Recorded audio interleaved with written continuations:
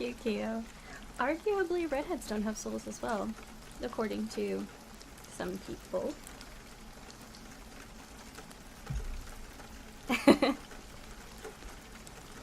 Hello, everyone. I'm not 100% sure if it's working today, but we are recording it, so I'll upload it to YouTube. God damn.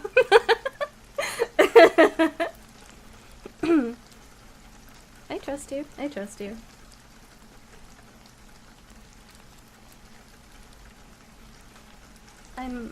From what I don't know if blackheads don't have souls. Yeah, I noticed that last time the rain was like really soft, but I can always lower the volume to it if it's too loud. So let's see, we have 1, 2, 3, 4, 5. 5 books that I chose stories from, as well as a story on my e-reader. Hopefully it will last a whole 3 hours. If not, we're gonna start an epic. I am not a collector of souls. If they are donated, then fine, I'll give them a home, but I'm not going to collect them or take them from people.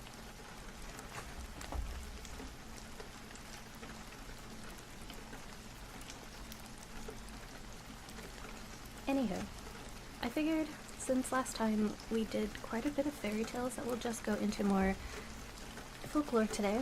Starting off with probably the Myrmidons.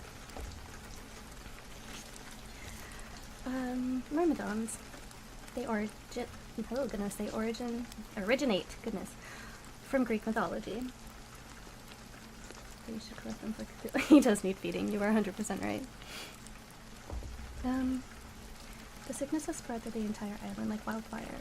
Not one villager spared, not one beast tolerant to the disease. As the days passed, the skin began to melt off the bodies of the islanders that didn't die instantly upon Hera's curse. The entire island began to reek of the stench of decomposing human and creature flesh alike. Within weeks, Hera's act of jealousy was complete. Her plague had destroyed all life forms on the island, or so she had thought. When Zeus tread on the island to see the havoc Hera had caused, he noticed that the ants of the island, still toiling away and growing their cities, unaffected by the cure of the plague. Immediately, Zeus cast a spell upon the ants. Before his eyes, he saw those tiny creatures morph. Their bodies grew bigger at first, their limbs collapsing down to 4, their pincers transformed into a set of human lips, their abdomens reshaped into a human torso. Before Zeus could rejoice at his glory, an entire army stood before him, a new race of people. Oops.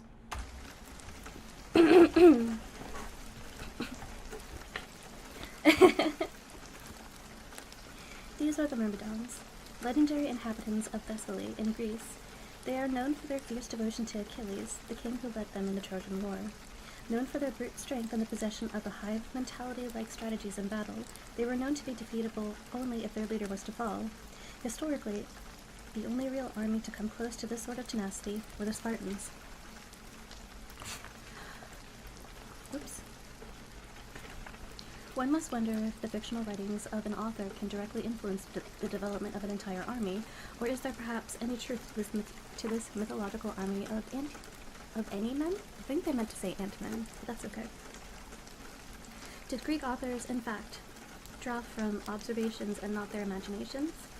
In fact, it is well known that the battle strategies of the Spartans, where soldiers huddled close together to create a strong wall that not only protects each other but almost acts as a battering ram heading towards the enemy, was finessed and mastered by the Romans. And to think this all began from an epic tale like the Iliad within an infamous Greek poem, Work in Days. The word Myrmidon is a combination of 2 Greek words, myrmex, meaning ant, and demos, meaning a person or people. Myrmidons are referenced in Greek stories. One of them is by Hesiod in his poem, Works and Days. Hesiod advises an honest working life, which is the source of all good. He feels that both gods and men despise those who are not hardworking enough to work. Wow, this is kind of redundant. Anyway, this is why Hesiod must have taken an interest in the myth of Myrmidons. He showed them as human beings who labored underground for gold that was guarded over by ants. In Homer's tale of the Iliad, the Myrmidons are the soldiers commanded by Achilles. Their ancestor was Their ancestor was Hermodon, who was a son of Zeus, and Eurymedes, a princess of, oh my gosh, I forgot about this, Phthoisis? She was known to have been seduced by him in the form of an ant. Essentially, Homer's version is an etiological myth explaining the origin of Myrmidons by expanding upon their supposed etymology. The name, in classical Greek, was interpreted as ant people, from Remkes, which was the first mentioned by Ovid in the Metamorphoses. In Ovid's telling of the tales of the Myrmidons, he claimed them to be simple working ants on the island of Aegina. The origin of Myrmidons seemed to have been connected to an act of jealousy in other Greek tales. Hera, the queen of the gods, had sent a plague to kill all the human inhabitants of Aegina, something like that, because the island was named after one of the lovers of Zeus. The ants of the islands were unaffected by the sickness, so Zeus responded to Hera's act of jealousy by transforming the surviving ants into a race of people, the Myrmidons. Hi, Tato. Thank you for the resub. They were as fierce and hardy as ants and intensely loyal to their leader. Because of their antly origins, they wore brown armor. Here's a fun fact that not only did ancient Greeks get wrong, but so do modern-day pop culture enthusiasts. Ants are mostly females. Males that exist within an ant colony live for a very short period and only to serve the queen ant. Imagine if Hollywood was to take this societal norm amongst the ants into consideration. Perhaps we would have seen a very different Myrmidon army that was led by Achilles in the movie Troy. On deception, like other yokai do, but what makes them unique is their spider-like behavior. I'm starting to realize that this book is written kind of crappily. I'm sorry. So for those of you who play Final Fantasy, the next one that I chose today is Garuda, who originates from Indian mythology. The mother of the birds, Vinata, anxiously watched her remaining egg. She had been waiting for hundreds of years for it to hatch, and the time was drawing near. She would not let impatience get the better of her again, even with the serpents ruling over her home, her marriage. She had broken her first egg early, eager for a son to support and protect her from her husband's other wife and their 1,000 serpent sons. While their husband was away meditating in the forest. Do an answer, please. Have we been living in a mutual episode? Yes, probably. Wind mommy. But in breaking the egg, she inadvertently weakened her son, born not fully formed and angry with her for her mistake. Oh, Aruna, she missed him every day, even though she could see he pulled a chariot of the sun across the sky. Refocusing her gaze on the heat emanating in waves from her precious giant egg, the shell suddenly split open in a burst of fire. A glowing golden bird was rising from the egg, growing larger and larger in front of her eyes. Still larger and larger he grew, towering above her. He threw out his wings in a movement that shook the heavens. Even the gods took notice and begged for mercy from this huge fiery creature. He heeded them and shrunk himself down to a more amenable size. At last, Garuda was born. This is a tale of Garuda's birth, and from this dramatic entrance, he has been involved in many exciting adventures since. In Hindu mythology, Garuda is described as a giant kite. He is depicted in early Indian temples, such as the Badami caves in India, as far back as the 6th century. Garuda is perhaps most famous for being the mount of the Hindu supreme god Vishnu. There is a particular story about how this came about as a consequence of Garuda's other escapades. After Garuda was born, his mother was tricked into slavery by her husband's other wife, Karuda, also known as the mother of serpents. Garuda was known for her cunning and ambition. She wanted her 1,000 serpent sons to have more power than any bird. When Garuda's elder brother Aruna heard of their mother's predicament, he charged Garuda with securing her release from Garuda's clutches. Garuda immediately grew to a size so immense that one flap of his wings could take him anywhere in the world. He negotiated with the horde of serpent sons who said they would release his mother only in return for the elixir of immortality, the Amrita, held safely in heaven where they could not go. Garuda agreed, and with another flap of his colossal wings, he flew up to the heavens to ask the gods for the elixir that would secure his mother's freedom. But the gods did not believe him, and thought he wanted the elixir to make himself immortal. In a rage, Garuda grew so large that one almighty flap of his wings scattered the gods across the skies, enabling him to snatch the elixir. On his way down from heaven, Garuda encountered Vishnu, who evidently did believe him. Vishnu requests that Garuda become his mount, and in return he will grant Garuda immortality. When Garuda reaches the serpent's lair, he plays them at their own game. He presents them with the elixir, but says they have to purify themselves before they can drink it in order to become immortal. While they hastily slither off to do so, Garuda frees his mother. When the serpents return, he feasts mercilessly on all of them. Garuda returns the elixir to the heavens and enters into the service as Vishnu's mount. Next, can we worship marine study? We can. I don't have anything on that, and I'm not familiar with it, but I can look it up. This story offers an explanation as to why many birds of prey eat snakes and why Garuda is often depicted as carrying a pot of Amrita, as well as his wings. He sometimes has 2 or 4 arms. Another tale makes it clear that Garuda is immune to snake venom. This is why his image is so popular on charms and amulets to protect people from snakes and snake bites. In the days of old, people left delectable offerings to both heaven and the underworld. Garuda represented heaven, while the many-headed snake, Kalia, represented the underworld. Thinking his venom would be enough to protect him from Garuda's wrath, Kalia insolently ate all of the offerings. As Hinduism spread to Nepal and Southeast Asia, Garuda traveled with it. In Buddhism, Garuda represents wisdom and a whole race of birds rather than one individual. The Garudas are natural enemies of the serpents, with only the Buddha himself able to call for peace between them. Though originally depicted in animal form, Garuda is often seen in anthropomorphized, I'll say that 10 times fast, form of the body of a man, but with wings, beak, or a hooked nose, and sharp talons. Images of Garuda became more human-like as his story spread throughout Southeast Asia. But then he is said to have the ability to shapeshift into a human at will, in addition to changing his size. Many statues of Garuda can be seen throughout many Southeast Asian countries. Representations of Garuda are included in royal and military insignias, and he is in a national emblem in Thailand and Indonesia. He even forms the Indian Air Force coat of arms, representing courage. On one hand, Garuda symbolizes deadly speed, violence, and military prowess, while on the other, he is beloved for symbolizing virtue, protection, and hope.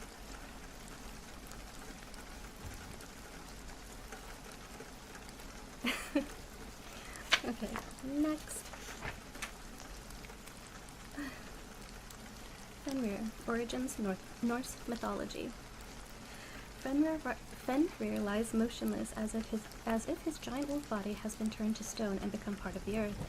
The tight bindings around his legs and neck prevent him from moving, and the sword through his muzzle keeps him from making a sound. His piercing eyes are closed, and he senses the passing of night and day. He has lost track of how long he has been trapped like this, but his agony seems endless.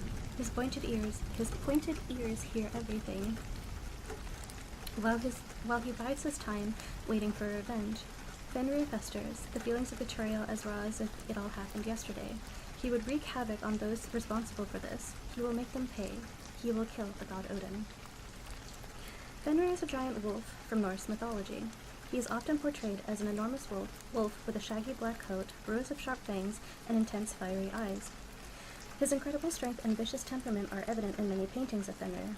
Several surviving carvings and runestones depict Fenrir in the United Kingdom and Sweden, highlighting Fenrir's importance in Norse mythology. He is also described in the Poetic Eddas, particularly in the tale of his binding. Though Fenrir is associated with much ferocious imagery, he was once just a pup. Fenrir is the son of Loki, the trickster god, and Angerboda, the giantess, meaning she who bodes anguish. Loki has 3 children with Angerboda. Fenrir's siblings are Hel, the girl of life and death, and Jormungandr, the giant serpent. One night, the god Odin receives a prophecy foretelling that Loki's 3 monstrous children will cause a great deal of trouble and disaster. This destruction is inevitable because the nature of their giant mother combined with the nature of their mischievous and untrustworthy father. Odin sees his own death in Fenrir's jaws. He decides to act to prevent this morbid prediction from coming to pass. Odin calls for Loki's children to be brought from the land of the giants. He thinks of finding some occupation to keep them out of trouble, while also keeping them far away from the gods. Odin sends the giant serpent into the sea and Hel into the underworld to rule over the dead who do not go to Valhalla. That leaves Fenrir, who has grown even on the journey to Asgard. Odin decides to keep Fenrir among them, thinking that it is too unsafe to send him away, even though he believes Fenrir will cause his death. As Fenrir grows ever larger and more muscular, only the god Tyr is brave enough to approach him and feed him. Being one of the gods that collected him from the land of the giants when he was a pup, Tyr has no doubt grown fond of him, and Fenrir has not done any harm, yet. Odin knows that even a docile young wolf may grow up to challenge and kill its own parents for dominance in the pack, and Fenrir is no ordinary wolf. The gods become increasingly afraid of Fenrir and know his strength now far surpasses their own. Considering the ominous prophecy, the gods decide that Fenrir should be tied up to keep him from harming anybody. The first chain they make is not strong enough, and they make a game of it with Fenrir, saying it's a chance to test his strength and become famous. Fenrir agrees to be chained up, but breaks the chain with such ease that the gods are more afraid than before, though they cheer and clap, congratulating Fenrir on his strength. The gods make a second chain, mighty in size and twice as strong as the first. Fenrir again agrees to be chained up for a chance to prove his strength and gain recognition. After a struggle, Fenrir manages to break the second chain, proudly standing free. Again, the gods deviously congratulate him on his strength, but they are now very worried. Odin decides to commission a binding from the dwarves, known to be the most masterful craftsmen in all the lands. The dwarves use some special materials to make the binding: the footsteps of a cat, the sinews of a bear, the beard of a woman, the roots of a mountain, the breath of a fish, and the spit of a bird. If any of these are now hard to find, perhaps the dwarves used them all up to make the third binding. When they were finished, the dwarves had produced a long, smooth ribbon that was, despite its appearance, unbreakable. When Odin took it to Fenrir to supposedly test his strength, Fenrir took one look at it and suspected treachery. What fame would he achieve from breaking a ribbon? The gods taunted him, saying that he was afraid of the ribbon. Fenrir said he would consent to being tied by this ribbon if someone put their hand in his mouth as a show of trust. He would let them go as soon as they untied him if he could not break free from the ribbon. The gods agreed to the oath. They looked at each other. No one was prepared to sacrifice their hand. When Tyr stepped forward and laid his wrist across Fenrir's teeth, he knew binding Fenrir was going to cost him his hand, and it did. For this reason, Tyr is known as the god of law and justice, and he made a sacrifice for the greater good of his people. However, at the time of Ragnarok, the end of the world, the ground will shake so violently that any bindings will be broken. Fenrir will be free again to seek his revenge. Good night, Swedish. I hope you have sweet dreams, and I hope you actually sleep through the night tonight. We love you.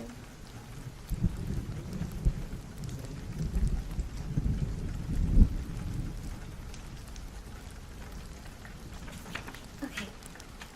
Next up, Echidna, originating from Greek mythology.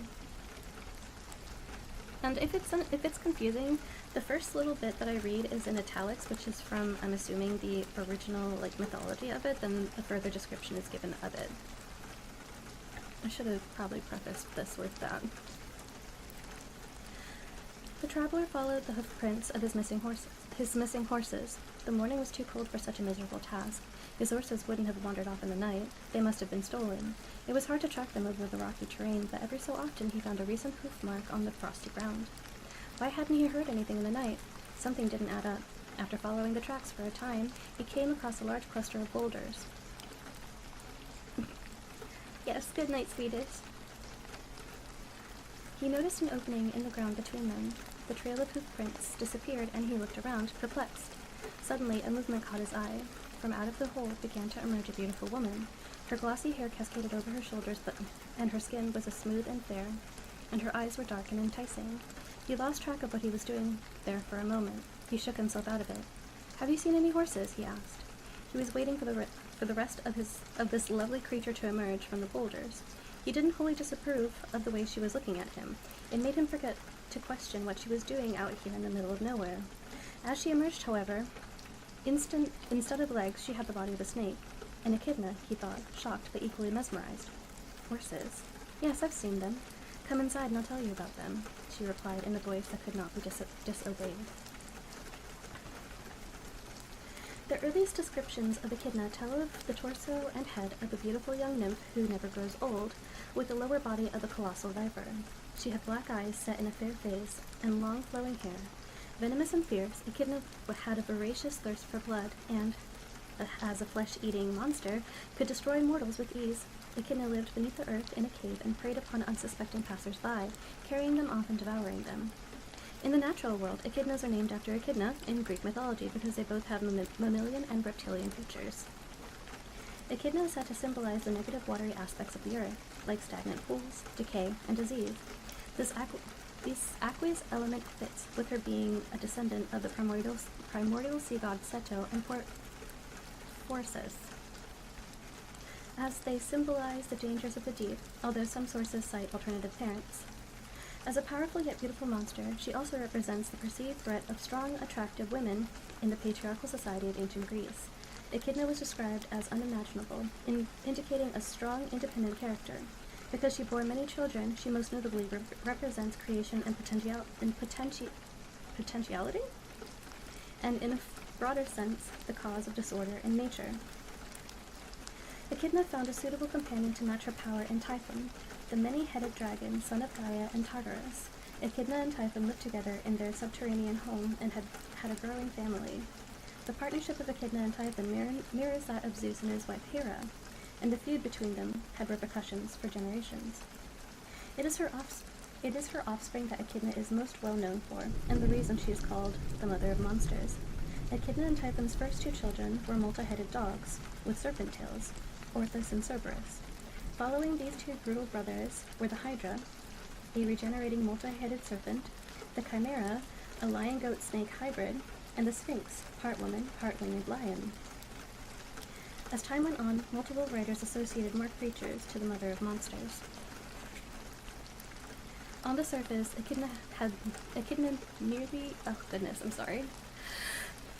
On the surface, Echidna may merely appear to be a convenient character to attribute monstrous offspring to because she does not have a prominent role in famous myths.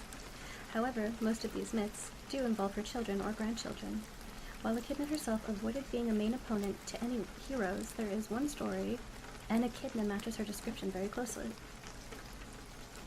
On the way home from his 10th labor, Hercules was lured by a cave-dwelling Echidna while looking for his missing horses that she had stolen and hidden. The Echidna was half beautiful maiden and half snake, and told Hercules that he could have his horses back if he stayed with her for a while. Thus she bore 3 sons, Agathyrsus, Galenus, and Scythes, who she brought up in the cave after she eventually allowed Hercules to leave with his horses. All 3 sons went on to be the fathers of mortal tribes. The youngest son, Scythes, became the king of Scythia. It is likely that this story was intended to warn against beautiful and intelligent women like Echidna herself, and that these characteristics were somehow undesirable or unnatural. This is emphasized by the stark contrast between the womanly torso and the snake body. Perhaps Echidna was smart enough to avoid the limelight, but was nonetheless a powerful driving force behind her children and her husband Typhon in his tirade against the Olympian gods. As history has been known to forget the influence of great women, maybe mythology has forgotten the influence of a great female monster. While details of Echidna are limited, her effects are felt throughout many of the most famous Greek myths.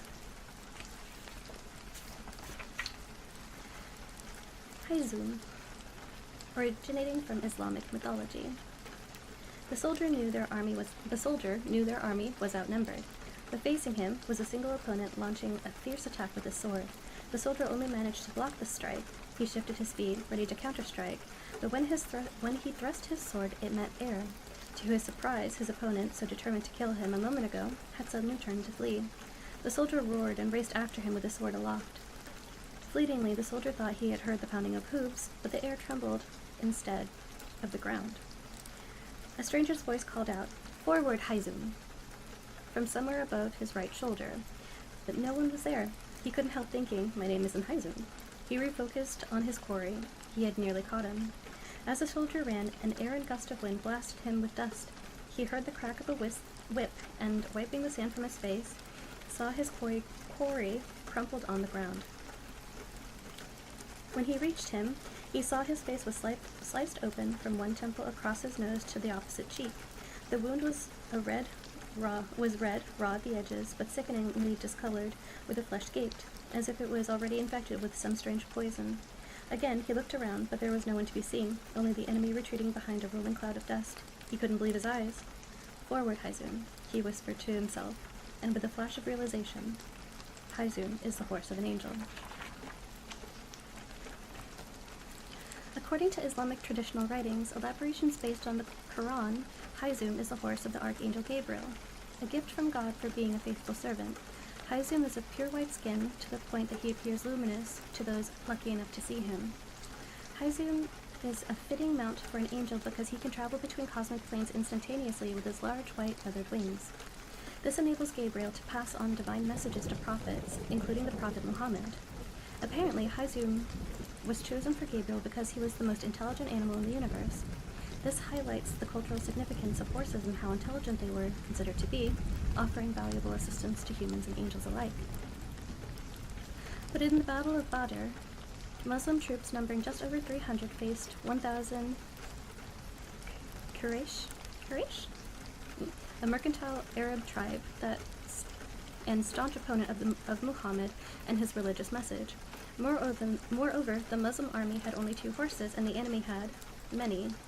Muhammad, who was leading the Muslim troops, was distressed that they were so severely outnumbered and prayed fervently to God that they would not all be slaughtered and Islam wiped out before it had truly begun. His prayers were answered as 1,000 angels were sent to secure their victory. Muhammad saw a great sandstorm roll through the valley during the battle, though there was no wind and the ground was soaked from heavy rain the previous night. He saw Gabriel, an angel of revelation, mounted on his white horse Haizun, leading half of the angels into battle. The angel Michael, the field commander of the angels, led the other half. Gabriel's battle cry could be heard, "Forward, Haizun," as they rode the waves of dust, and no hooves touched the ground.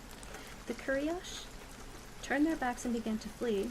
Those who were not quick enough were trampled. Now Muhammad knew that he would be victorious and his followers would survive. Due to the aid of the mounted angels, they lived to show mercy to their prisoners. Another traditional story is that of the golden calf, which is mentioned in the Quran. While Moses was away fasting and praying, some of his followers grew restless, awaiting his return, and were filled with doubt. One of his followers, named Samiri, persuaded the other Israelites that Moses had deserted them and was not coming back. Samiri convinced everyone to give him their gold coins and jewelry, which he then melted down to make a golden calf. He had some dust from under the hooves of Haizun, and he threw it into the calf's mouth, making it seem as if it was partly alive. Such was the power of the dust. The Israelites were amazed and worshipped the golden calf when Samiri claimed that this was their guiding god. Moses returned and asked Samiri why he had done this. He replied that he was responding to the inclination of his soul when he threw Haizun's dust. After some discussion and other mishaps, everyone prayed for forgiveness for worshipping a false idol. By the time Islam was created, the time of Greek mythology had passed, the gods forgotten, and only Greek philosophical and scientific texts were translated into the Islamic world. However, a white-winged horse had been immortalized in the stars. The constellation of Pegasus was familiar in the early Islamic world and had the name of Faras al-Azam, meaning great horse. Astronomy and astrology were culturally valued, so the white-winged horse was incorporated into Islamic tradition. There is a stunning Iranian luster bowl from the late 12th century showing a winged horse, the very likeness of Haizun, considered to be derived from Pegasus. Haizun has the crucial task of transporting the angel Gabriel with his divine messages. He also represents an explanation for sandstorms, which look like they have been whipped up by angels or stampeding horses.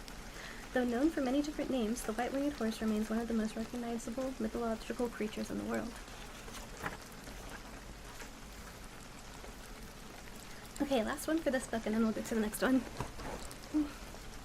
And, adjusting in my seat because I started to slump down. Kelpie, origin Scottish folklore. One evening, a man walking home saw the river he needed to cross was flooded and too fast moving for him to go safely. Hydrate. Okay. I saw like a flicker of something on my screen, and I was like,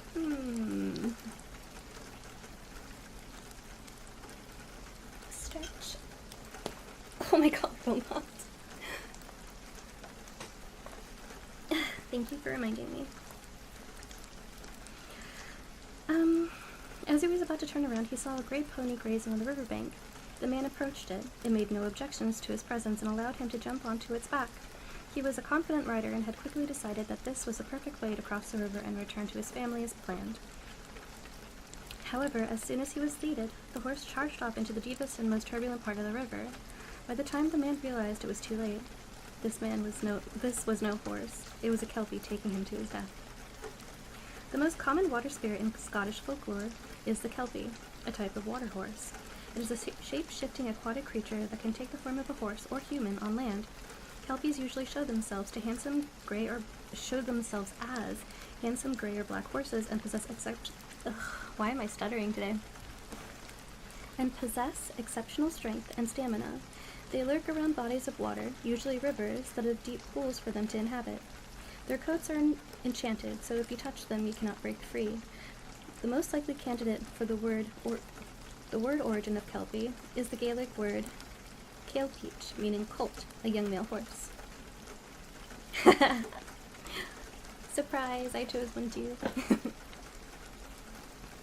Almost every significant body of water in Scotland has an associated kelpie story, and the common theme is that if you get onto their back, you are doomed to drown. The variety of local stories imply a host of different kelpies within a wide range of personalities and characteristics. Some regional variations include a kelpie with serpents in its mane, some with hooves pointing the wrong way, and one that sings to entice you onto its back. It is said you should look out for a dripping wet mane or water weeds in the hair of the kelpie disguised as a person. Kelpies are almost always considered malevolent and said to prey on humans, leaving only entrails thrown out onto the riverbank. Across Scotland, a tale is told of 10 children who unknowingly met a kelpie as they played near a river. 9 of the children climbed onto its back, but the 10th child, a boy, was reluctant. The kelpie wanted all 10 children and followed the boy. The young boy, thinking the horse was being friendly, stretched out his arm to gingerly stroke the horse's nose. Immediately, his fingers became stuck, and, as the horse turned, dragged him towards the river with the other children still on its back. He knew it was a kelpie. Shouting to the other children, he quickly took his pocket knife and cut off his own fingers to free himself. The other 9 children were stuck on the kelpie's back and couldn't get off. They were carried away and drowned, their innards later found on the riverbank. In contrast to this malicious intent, kelpies are also seen as seeking human companionship, but in most cases, it is probably a pretense to lure people onto their backs to drown them. However, one story shows at least some kelpies are capable of human-like feelings. There was once a lonely kelpie who had seen a girl he longed to marry. He turned himself into a handsome young man to woo her. The girl, however, recognized him for a kelpie and took his silver necklace while he was sleeping.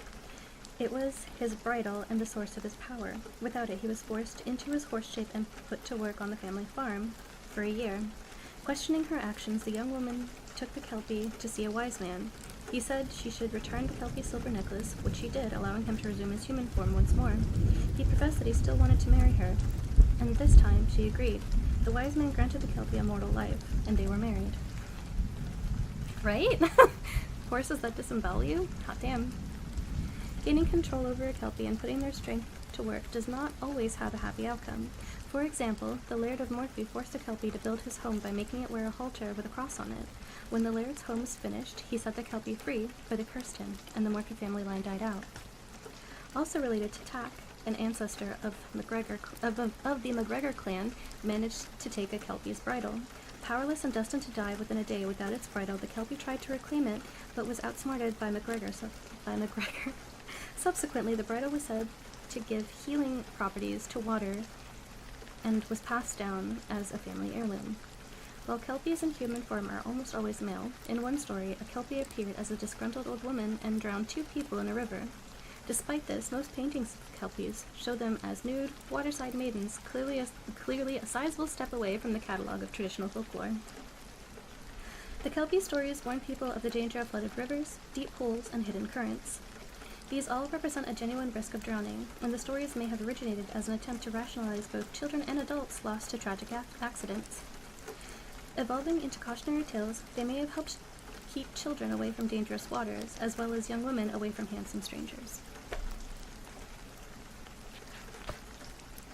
Alright, one book down. Next one. This one doesn't have as many pages that I marked. Oh, actually it has more. Just kidding. Okay, the Anansi, originating in West African folklore and mythology. I'm going to ask for forgiveness because these are West African names and I'm not all that sure about pronunciation. Takuma sat on the ground, watching his father trying to climb a tall tree. For some reason, he had a bottle gourd fastened to his stomach, tied on with a string creeper. Maybe this was something to do with his father's quest to collect the wisdom of the world. "Father, what are you doing?" asked Takuma. But his father did not reply. He was struggling to climb the tree because the bottle gourd kept getting in the way of his many legs. He climbed up a little and then fell down on his rump yet again. Takuma made a suggestion. "Father, open your eyes. Why don't you tie the gourd to your back so you can climb?" After another failed attempt with the gourd on his back, Takuma's father followed After another failed attempt with the gourd on his stomach, Takuma's father followed his young son's advice and climbed easily to the top of the tree. He sat on a high branch and spoke to Takuma. "I thought I had collected all the wisdom of the world in this gourd," he said, holding it aloft. "I was going to hide it up here for safekeeping, but you have shown me some wisdom I left behind. So it all seems a bit pointless now." And with that, Anansi, the spider, threw his gourd as far as he could, spilling wisdom out all over the land. Anansi is a mischievous spider from West Africa, and features many stories that explain moral values and good behavior, such as sharing wisdom. A character originating in Ghana, in the Akan language, Anansi means spider. As a spider, Anansi's head is much smaller than his body, and this is because spirits taught him how to detach the top of his skull, which he accidentally stuck to his rear end. In some stories, Anansi and his wife also appears human, so they have the ability to shapeshift. Anansi is usually depicted as a black spider with a cheeky anthropomorphized face. Rather than his appearance, it is his character that is important to the many tales he features in. Anansi is a clever trickster who is adept at turning his weaknesses or feelings to his advantage. Anansi's stories spread from Africa, with the slave trade, to the Caribbean and beyond, so there are a wide variety of tales. There is much debate whether the Anansi stories are folklore or myth, since in some areas Anansi is considered the son of the gods, while others argue that Anansi is not worshipped, and divine links are thus not relevant to most of the stories. So even though most Anansi stories are considered folklore, some have a divine element, like the following. Anansi loved to talk, and thought he would make an excellent storyteller, so one day he visited Niame, the sky god, who was the keeper of all stories. Anansi respectfully asked Niame if he could buy the stories. Niame replied that the cost was a python, a leopard, a fairy, and some hornets. Many people had asked for the stories, but none had been able to pay. Niame was sure this was an impossible task, and that the stories would remain in his possession. Anansi went home and made plans with his mother and wife. His wife gave him many excellent ideas, and he followed her advice. To capture the python, he piqued his vanity by saying he was not longer than a palm frond. While he ostensibly measured the python, Anansi tied him to the frond. For the leopard, he trapped him in a pit and hit him on the head. Next, Anansi pretended it was raining and took the hornets into a hollow bottle gourd for his shelter and closed the lid. Now to catch a fairy, you have to be particularly clever.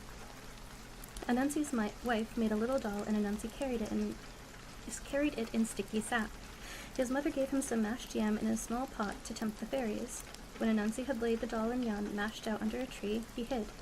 Soon a fairy came and spoke to the doll, asking if she could share the yam mash. The fairy became very cross when the doll did not reply, and slapped her.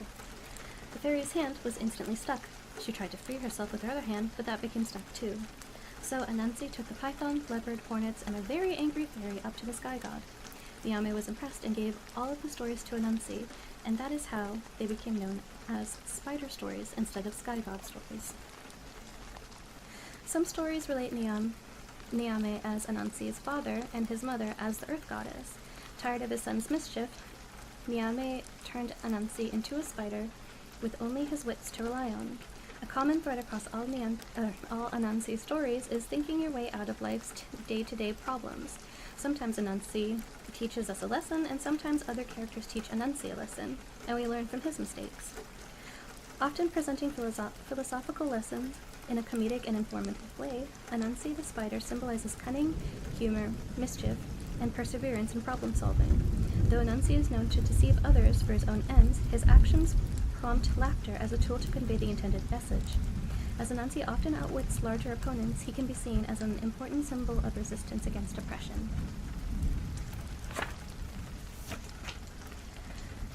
Siren, originating from Slavic folklore.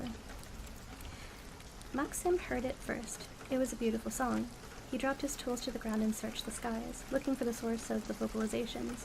He noticed a huge owl sitting in an apple tree, even though it was midday, and he was pretty sure owls did not have a voice like that. He moved closer, but the bird flew away, still singing. He ran after it. He had to know what it was saying to him. It was so enchanting. He could think of nothing else. All his daily concerns fell away, like taking off a heavy coat, and he felt light and joyful. He ran and saw that the bird was perched again in another tree. This time it was facing him, and it had the lovely face of a woman. A small crown was perched on top of its dark plumage, topping off its serious expression as it sang its melodious song. Maxim was enraptured and could not look away. When the bird spread its wings and flew off again, he blissfully followed it. At the very back of his mind was a warning. This was the siren. Don't follow it to your death. But he paid the half-thought no heed and blindly followed the bird as it flew out to sea. Siren is a dark-colored, eerie bird, usually an owl, with the head and sometimes chest of a woman.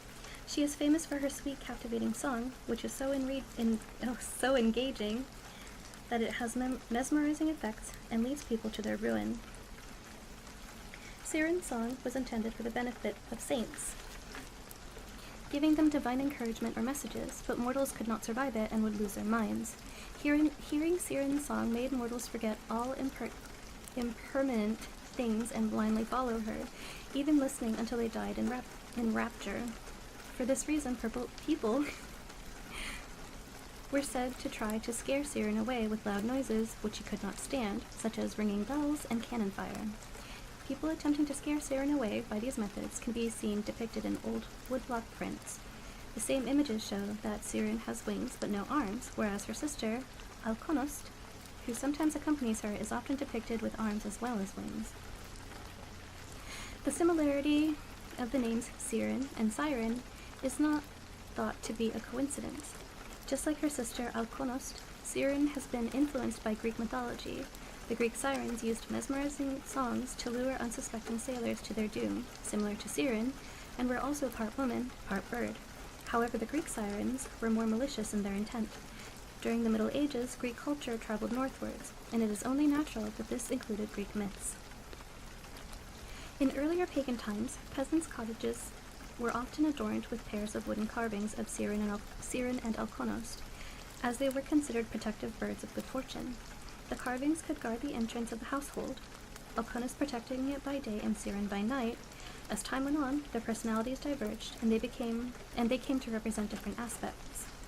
In traditional pagan folklore, Siren and her sister are both from the otherworld island of Fuyan, or Viraj, a type of paradise where birds fly during winter migration, and the souls of the dead reside when their earthly lives are over. In the Slavic villages of ancient Europe, the day of Apelspas was always celebrated to mark the beginning of harvest time at the end of the summer, when autumn began. Until the Apelspas day, Siren in her stern face was said to inhabit the earthly realm. She would sit in the apple trees and sing melancholy song, her tears falling onto the trees and growing fruit. No one could eat the apples before Apelspas in case they were contaminated with Siren's sorrow. On the day of Apelspas, Alkonost, with her kind face, would fly into the orchard from paradise. She would laugh and sing a joyful song in the early afternoon, dispelling all misery and imbuing the fruit with healthful or even magical healing properties. After Alkonost's visit, the villagers would harvest the apples and celebrate their good fortune. They considered Alkonost a sign that the strength of love and faith was more important than money and power, represented by Siren. At one time, it was said that Siren only appeared to happy people because it brought them heavenly joy to hear her fabulous song. Siren was said to be fleeting and pass quickly, just like happiness, which is why happiness and Siren were both so hard to find. When Christianity was introduced to the Slavic countries, Syrian was one of the creatures absorbed from Slavic folklore into Russian Orthodoxy. Being able to keep some of their favorite beliefs persuaded more people to accept the new religion of Christianity. With the advent of Christianity, Syrian's home was transferred to the Garden of Eden instead of Boyan Island, or the paradise of Viraj. This is why Syrian and Alkonost are both described as birds of paradise in later writings. Over time, they became more well known for their contrasting personality. Alkonost was seen as good, while Syrian was associated with darker qualities, some even saying she was the messenger of the underworld. Because of this, Syrian became considered the harbinger of death.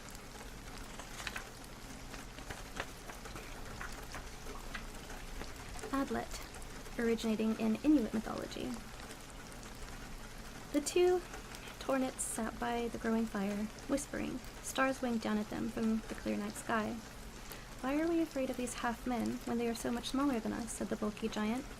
"Don't be foolish. You saw how they ripped one of their own kind to pieces and ate him. Besides, we are outnumbered. We should escape while they are asleep with full stomachs," the astute one replied. "You are probably right, but they are fast runners. What if they catch up with our sled? With only 2 legs, they are not as fast as a sled. Besides, their dogs are not faster than our dogs. But we must make sure they cannot follow us. What do you suggest, brother? You harness our dogs, and I will cut their sled lashings." And with that, the 2 Torments quietly crept into action. Just as they were about to set off, one of their dogs barked in excitement, and the half-men woke up. With their tails whipping behind them, they jumped into their sleds to pursue the Torments, but while their dogs scattered across the snow, the Adlet were left standing on abandoned sleds, and the 2 Torments escaped into the night. In ancient Inuit culture, people believed in several different tribes of beings, such as the Tornits, giants, Inuganligat, dwarves, and the Adlet. The Adlet, or the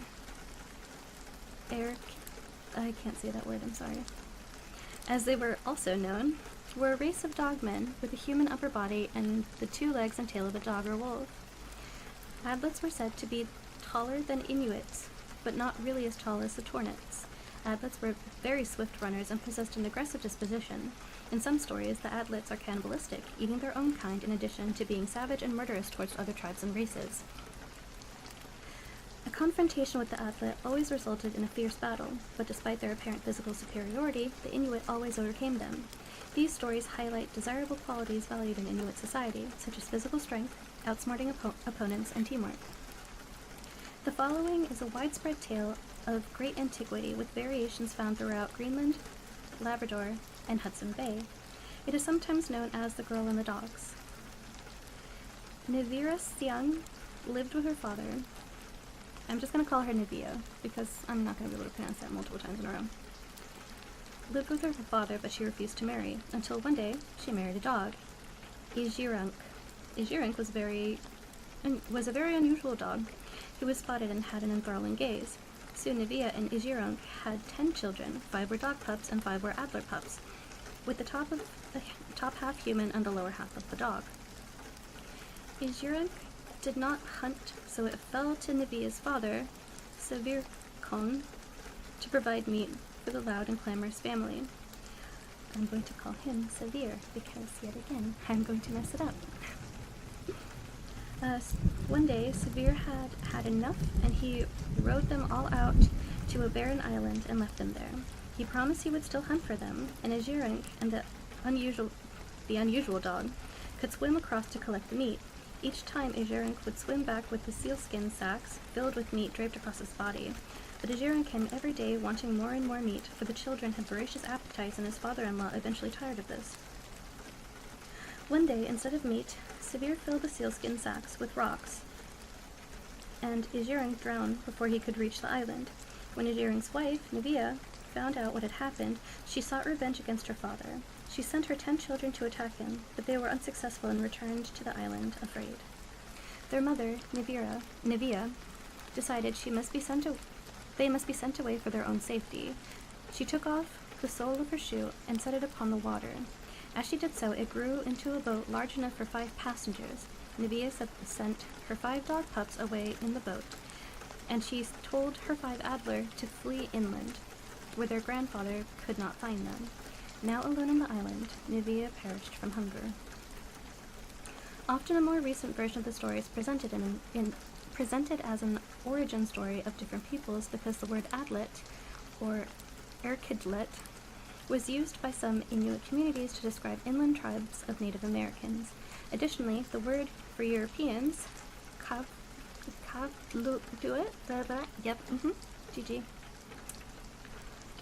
was similar to the term for the dog children, Quainblulet, or something like that.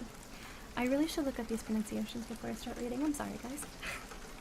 However, this must be a later adaptation because versions of the story predate Inuit encounters with Europeans. It is more likely that an existing tale was adapted to explain the existence of European visitors. The name of the unusual dog, Ijirek, means the powerful eye, which explains how he conquered Nivea with a glance when she refused all other suitors. Some accounts consider Ijirek to be the personification of the wolf, and I can't pronounce that word, can be taken to mean wolf. This would make the Adlet children half wolf instead of half dog, which seems a more suitable explanation for their savage reputation.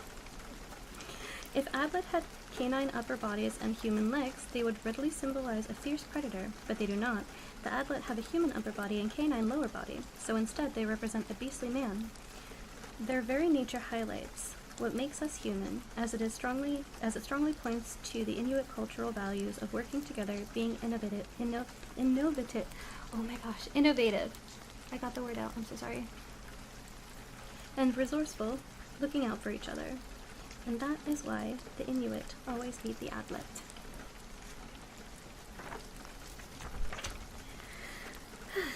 Kiyohime, originating in Japanese folklore. The senior priest had a dream, only it wasn't quite a dream. Neither was it reality, but an apparition in between. In his vision, 2 serpents appeared to him. One described himself as a young monk from the Temple Bell, reborn as a snake, and the other was his killer. The monk snake told the senior priest that the actions of the vengeful serpent had bound them together in their next lives.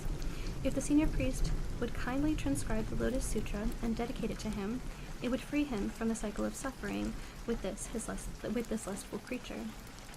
The snake monk was sure the sutra would enable him to attain enlightenment and be delivered from suffering. The senior priest did as entreated. He copied the Lotus Sutra, held a dedicated ceremony, and everyone at the temple prayed reverently. Shortly after this, the senior priest dreamed of two beings again, but they were wearing beautiful white robes and were no longer snakes. They spoke to him and thanked him for freeing them. Due to the Lotus Sutra, they had both left their serpentine bodies behind and now could be reborn in separate heavens, their fates no longer entwined. The 2 figures parted from each other and faded away into the heavens. The senior priest awoke with a profound feeling of peace and once settled down to reread the Lotus Sutra.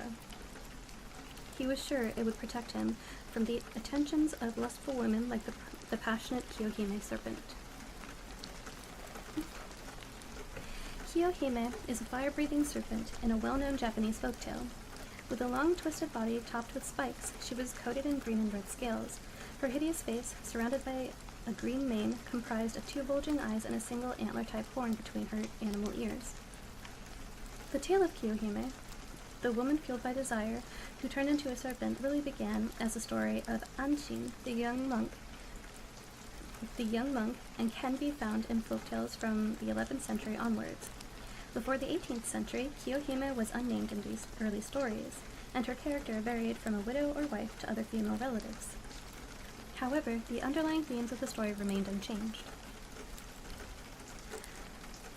As the monk was traveling on a pilgrimage to the grand shrines of Kumano, he stayed over as a guest in someone's home, and as was the custom.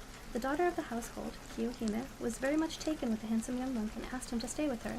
He declined, but said he would return this way after his pilgrimage and come back for her. She waited in anticipation, but he did not return.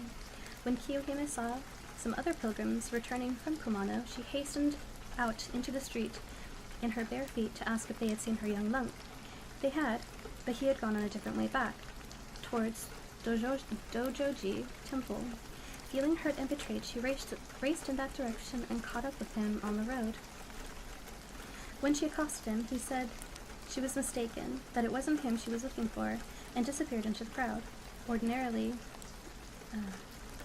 Kiyohime would have felt shame, but instead she became enraged and followed after him, gradually taking on some features of a serpent and spitting fire. A ferryman had taken Anchin across the river to Dojoji Temple, but he refused when Kiyohime asked him to take her across. The ferryman told her that the monk Anchin had instructed him not to take her in this boat. Forced to complete her transformation into a serpent, Kiyohime swam across the river, leaving her discarded clothes behind. At the temple, Anchin was hidden under the great bell, but she quickly sniffed him out. She wrapped her body around the bell, let forth a blast of fire, and burned him to death, leaving only charred remains. She then threw herself into the river and drowned.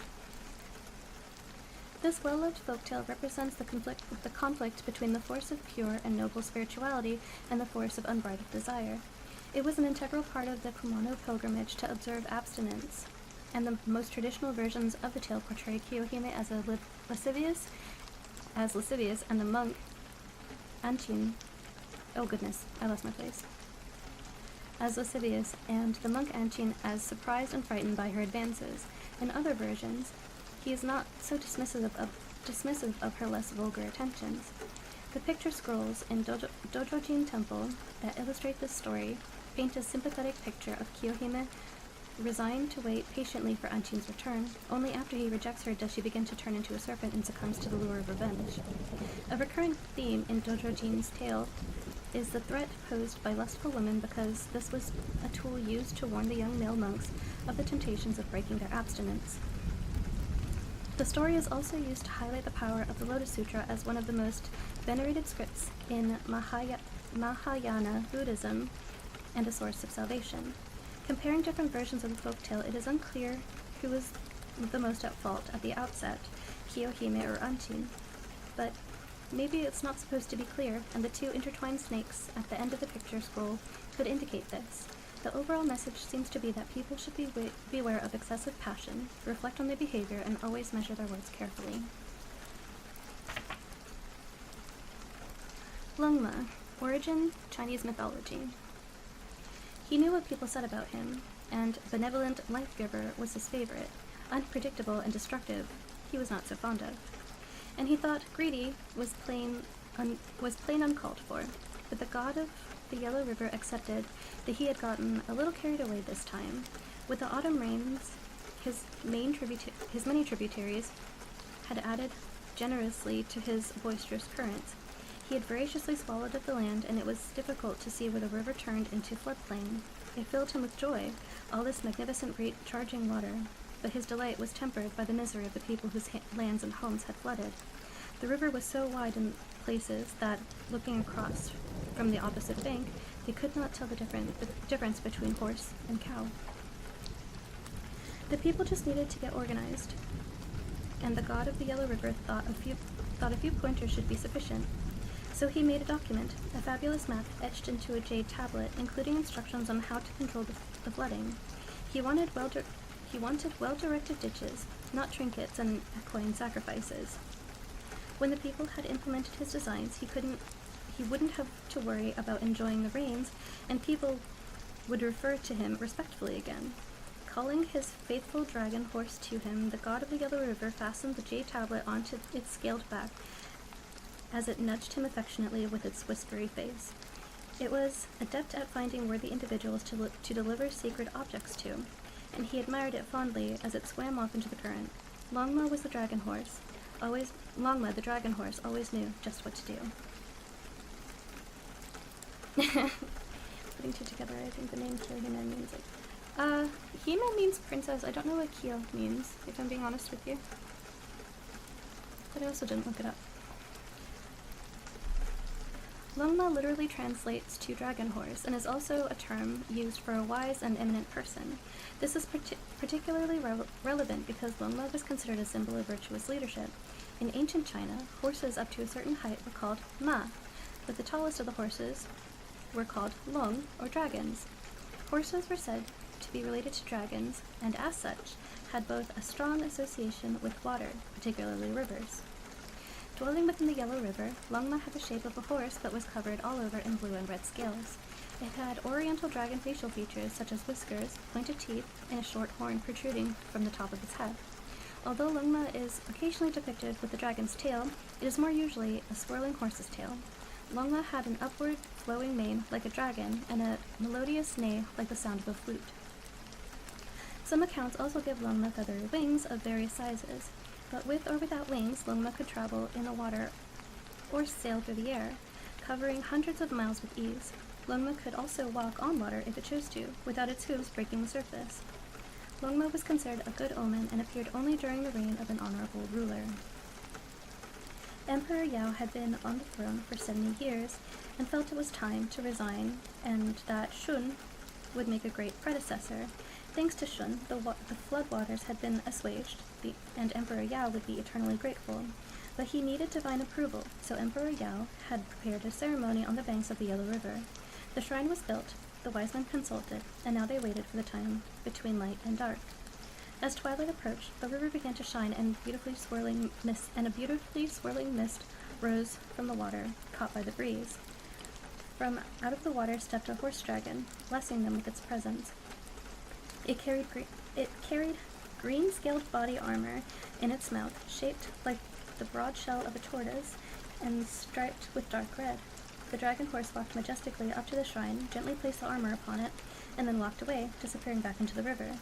When Emperor Yao approached the armor, he saw a message coated in yellow gold, encrusted with white and green gems, and tied with a green thread. When he opened it, he saw that his heart's desire had been given the blessing of heaven, for it read, "With pleased countenance given to Emperor Shun." Emperor Yao could retire to a worthy successor with divine approval. The ancestors of the traditional population of the Yellow River Valley afforded horses great importance, as they were essential to their nomadic way of life. They even considered horses to be divine, like their close relatives, the dragons.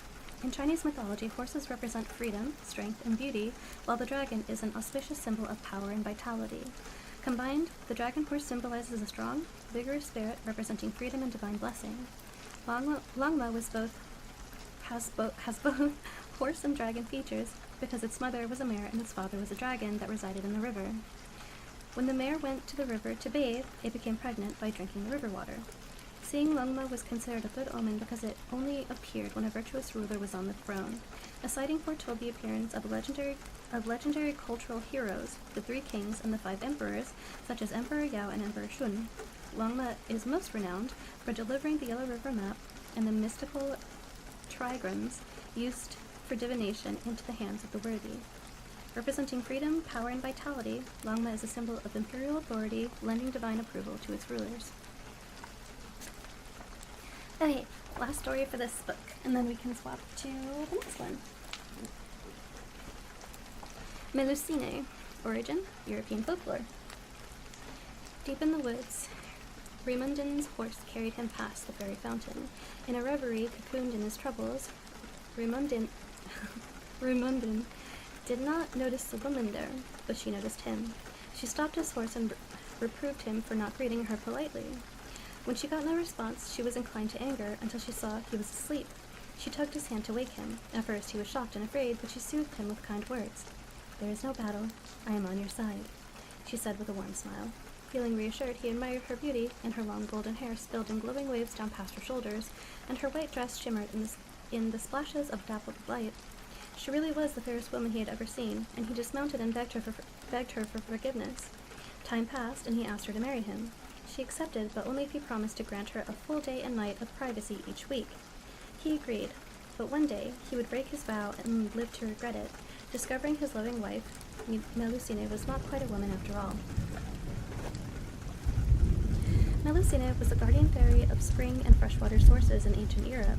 Her mother was the fairy Presina, oh my gosh, and her father was a mortal king, King Elenus of Albany, present-day Scotland.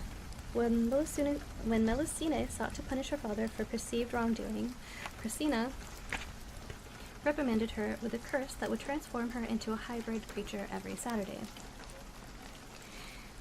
Based on earlier oral folk tales, the oldest stories gave Melusine a serpent tail and other dragon-like features such as 2 feet and wings. Later adaptations embellished Melusine's tail as blue-glazed and covered with round silver speckles. There was also a distinct shift in iconography from the serpentine tail to a mermaid's fish-like tail. This was due to her strong associations with water, through springs and bathing, but also served to make her appearance less gruesome and more appealing. She was sometimes depicted with 2 fish tails, and some consider her to be the motif behind the 2-tailed siren of the ubiquitous Starbucks logo. Translations of Jean de Arres's tale of Melusine from 1478 highlight the suffering and heartbreak caused by broken promises and lost trust. Raymondin and Melusine had been married for many years. They had 9 sons, and their domain was peaceful and prosperous, and agriculture flourished.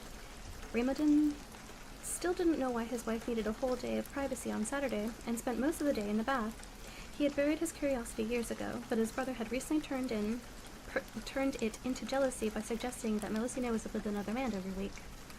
On hearing this accusation, Raymondin was filled with suspicion and rushed to the bathing room. He made a small hole in the door with his sword and peeped through. Inside the long marble bath was his wife, but from the navel down her body was a great serpent, as thick as a barrel. He was filled with sorrow, not because her monstrous transformation, but because she was alone, and he had let the provoking words of his brother get the better of him.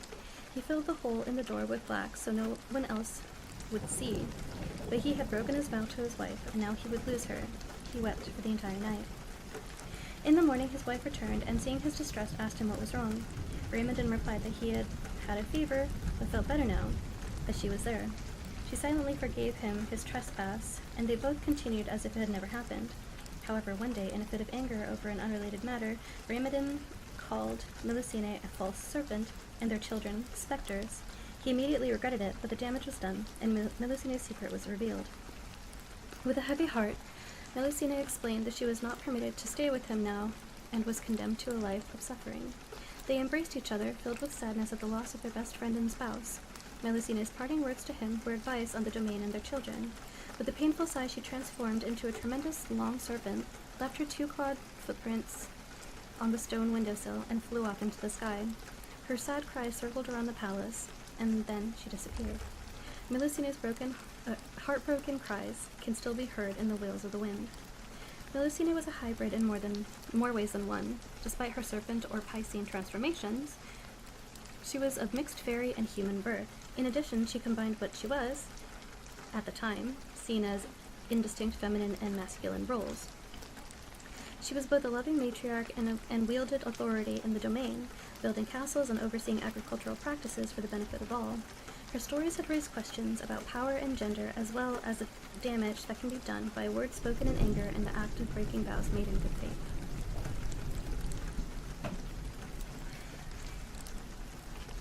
Okay, I don't know how many stories that was. Let's see. 1, 2, 3, 4, 5, 6, 7, 8, 9, 10, 11. There's 12. Well, that's 2 books down. Should we start with Seas and Rivers or Forests and Woodlands? And I'm also going to take a drink because I'm a little bit thirsty.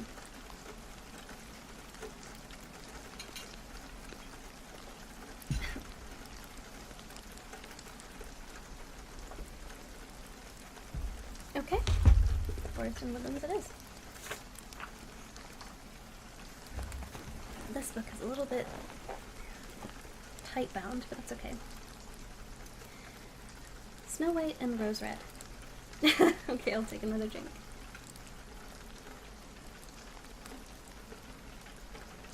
I mean, I asked for an opinion, so of course I'm going to take the opinion into account. Fairy tales are often stories of shape-shifting through enchantment. In such tales, a person's humanity is taken away as punishment for some transgression or perceived wrongdoing, and only a base wild animal is left. The reward in these stories is to regain humanity and dignity. It seems that these tales teach that we become wild animals when our humanity is taken away. men are nothing more than the ferocious bear, and the force of pure brute strength, a wild and tamed power. Yet once we look below the surface, the bears in these tales are so much more, and the true protective aspect of the wilds can be seen, if we choose to look for it. The German folktale Snow White and Rose Red, Schneeweiß und Rosenrot, oh my god, I can't even speak my own language, collected by the Grimm brothers in the 19th century, is just such a tale of transformation. Once there were two girls, Snow White and Rose Red, each with a rose bush that grew outside their cottage in the forest. One with buds, white like snow, and the other with the reddest of petals. One night there was a heavy knocking on the door. They opened it to find a bear. They welcomed him into the home, letting him warm himself by the fire. After that, the bear would come knocking at the door each night. They became the best of friends, and the children played with him every day. Yet one night, the bear announced that he would leave them for a while and go into the forest to protect his treasure from those who would steal it. With sadness, the girls let him go. One day, collecting firewood in the forest, the children came upon a dwarf, hopping mad with anger, his beard caught in a crevice in a fallen tree. When the girls went to help, he did nothing but insult them, yet still they pulled and tugged at his beard, trying to free the angry dwarf. It would not budge. Eventually, the girls pulled out some scissors and chopped off the end of his beard, freeing him at once. Yet the dwarf did nothing but grumble, slung his bag of gold over his back, and flounced off. Later, they saw the same dwarf fishing on the banks of the stream, with his beard wound tightly in his fishing line, with a large fish attached to the other end. There was nothing for the girls to do but chop a little more from the end of his beard, and once more the dwarf had nothing for them but anger and promptly disappeared once more, taking his pearl-filled sack along with him. Soon after, the girls went into town for needles and thread. They came upon a rock-strewn heap with an eagle flying above, which came down to settle in front of them, and yes, indeed, the eagle had seized the very same dwarf. The girls grabbed the dwarf's coat, pulling and pulling so that the eagle could do nothing but release him. At this, he grabbed his bag of sparkling jewels and stormed off. The girls went off to town, yet on their return they came across the dwarf again as he sat admiring his jewels with them spread out before him. Suddenly, a huge brown bear came lolloping towards them all. The dwarf was horrified, yelling and shouting at the bear to leave him be and to take the horrid girls and eat them up instead. The bear, however, swiped at the little man with his great paw, and the dwarf was killed. The two girls began to run away, but as they did, the bear called to them, demanding that they stop and wait. Yet this was not the voice of any old bear, but the voice of their old friend. They had watched as great bearskin fell to the ground, revealing a young man dressed in all shining gold. He told them of his true identity, a prince whose treasure had been stolen by the dwarf, and had been cursed to take on the form of a great bear and roam the forest until the deceitful dwarf was dead. Snow White became his bride, and Rose Red his sister-in-law, and the treasure was shared between them. Callisto, the Star Bear. A bear tale of female enchantment is a story of Callisto, a nymph who had taken an oath of chastity to follow Artemis, the goddess of the hunt, wilderness, and the animals of the wild. While accounts differ, one version says she was raped by Zeus, who tricked her by disguising himself as Artemis. The girl became pregnant and was soon relegated from the group of virginal women she belonged with. It is at this point that this becomes a tale of transformation. In anger, the goddess Hera, Zeus's wife, turned the blameless Callisto into a bear. With fate ever against the girl, her son, Arcas, was hunting in the woodlands one day and almost killed his mother in bear form, only escaping this matricidal fate because Zeus intervened. Filled with pity for the woman, he elicited another transformation.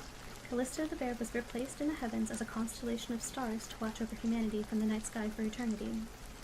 In some stories, her son was placed there alongside her, and they can be seen in the sky as Ursa Major and Minor, even today on cloudless nights.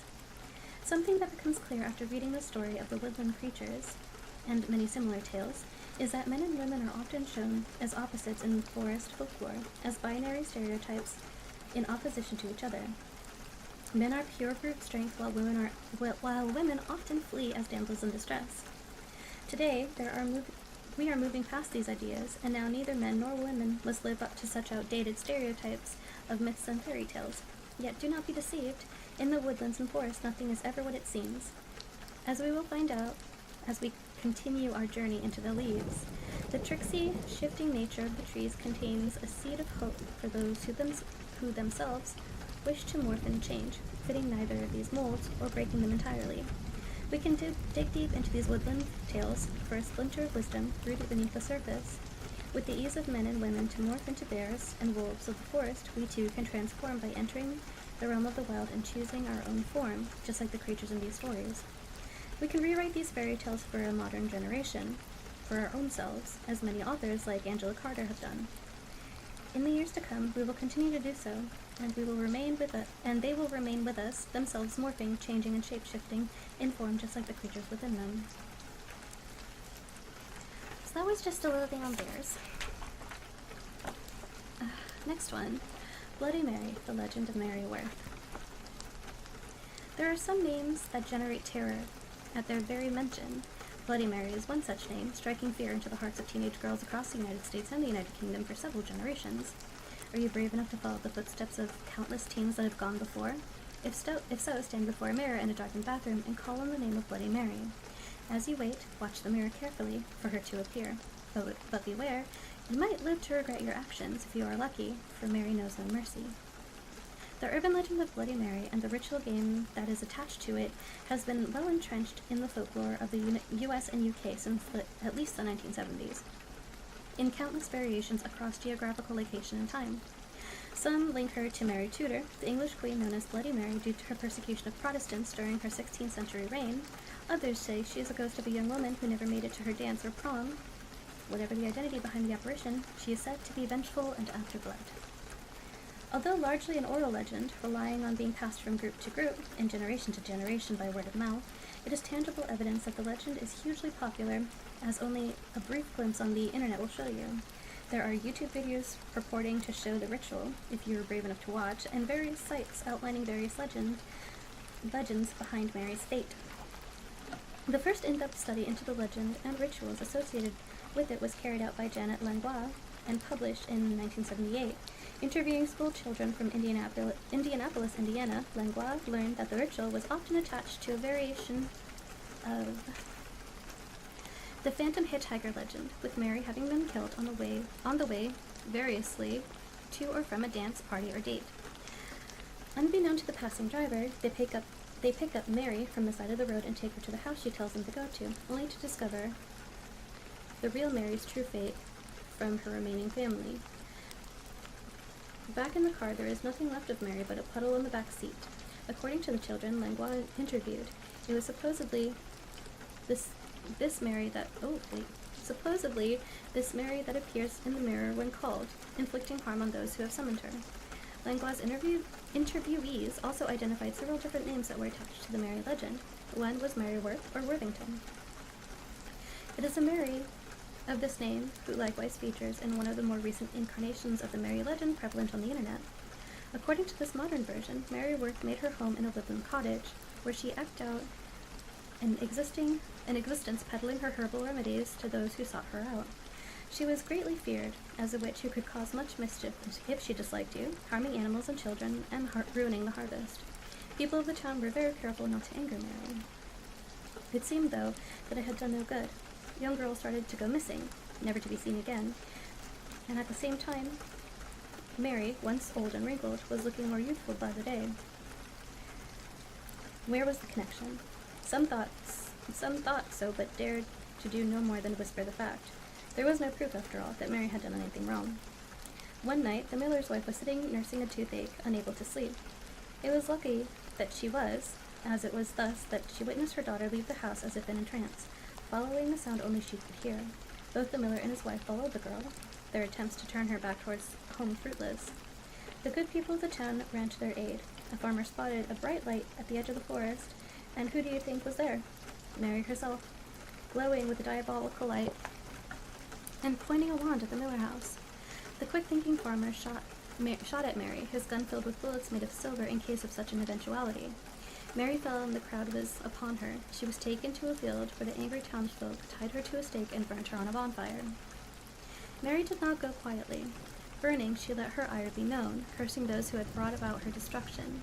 If anyone from then on said her name, when standing in front of a mirror, her spirit would come forth once more, exacting vengeance for the death meted out to her.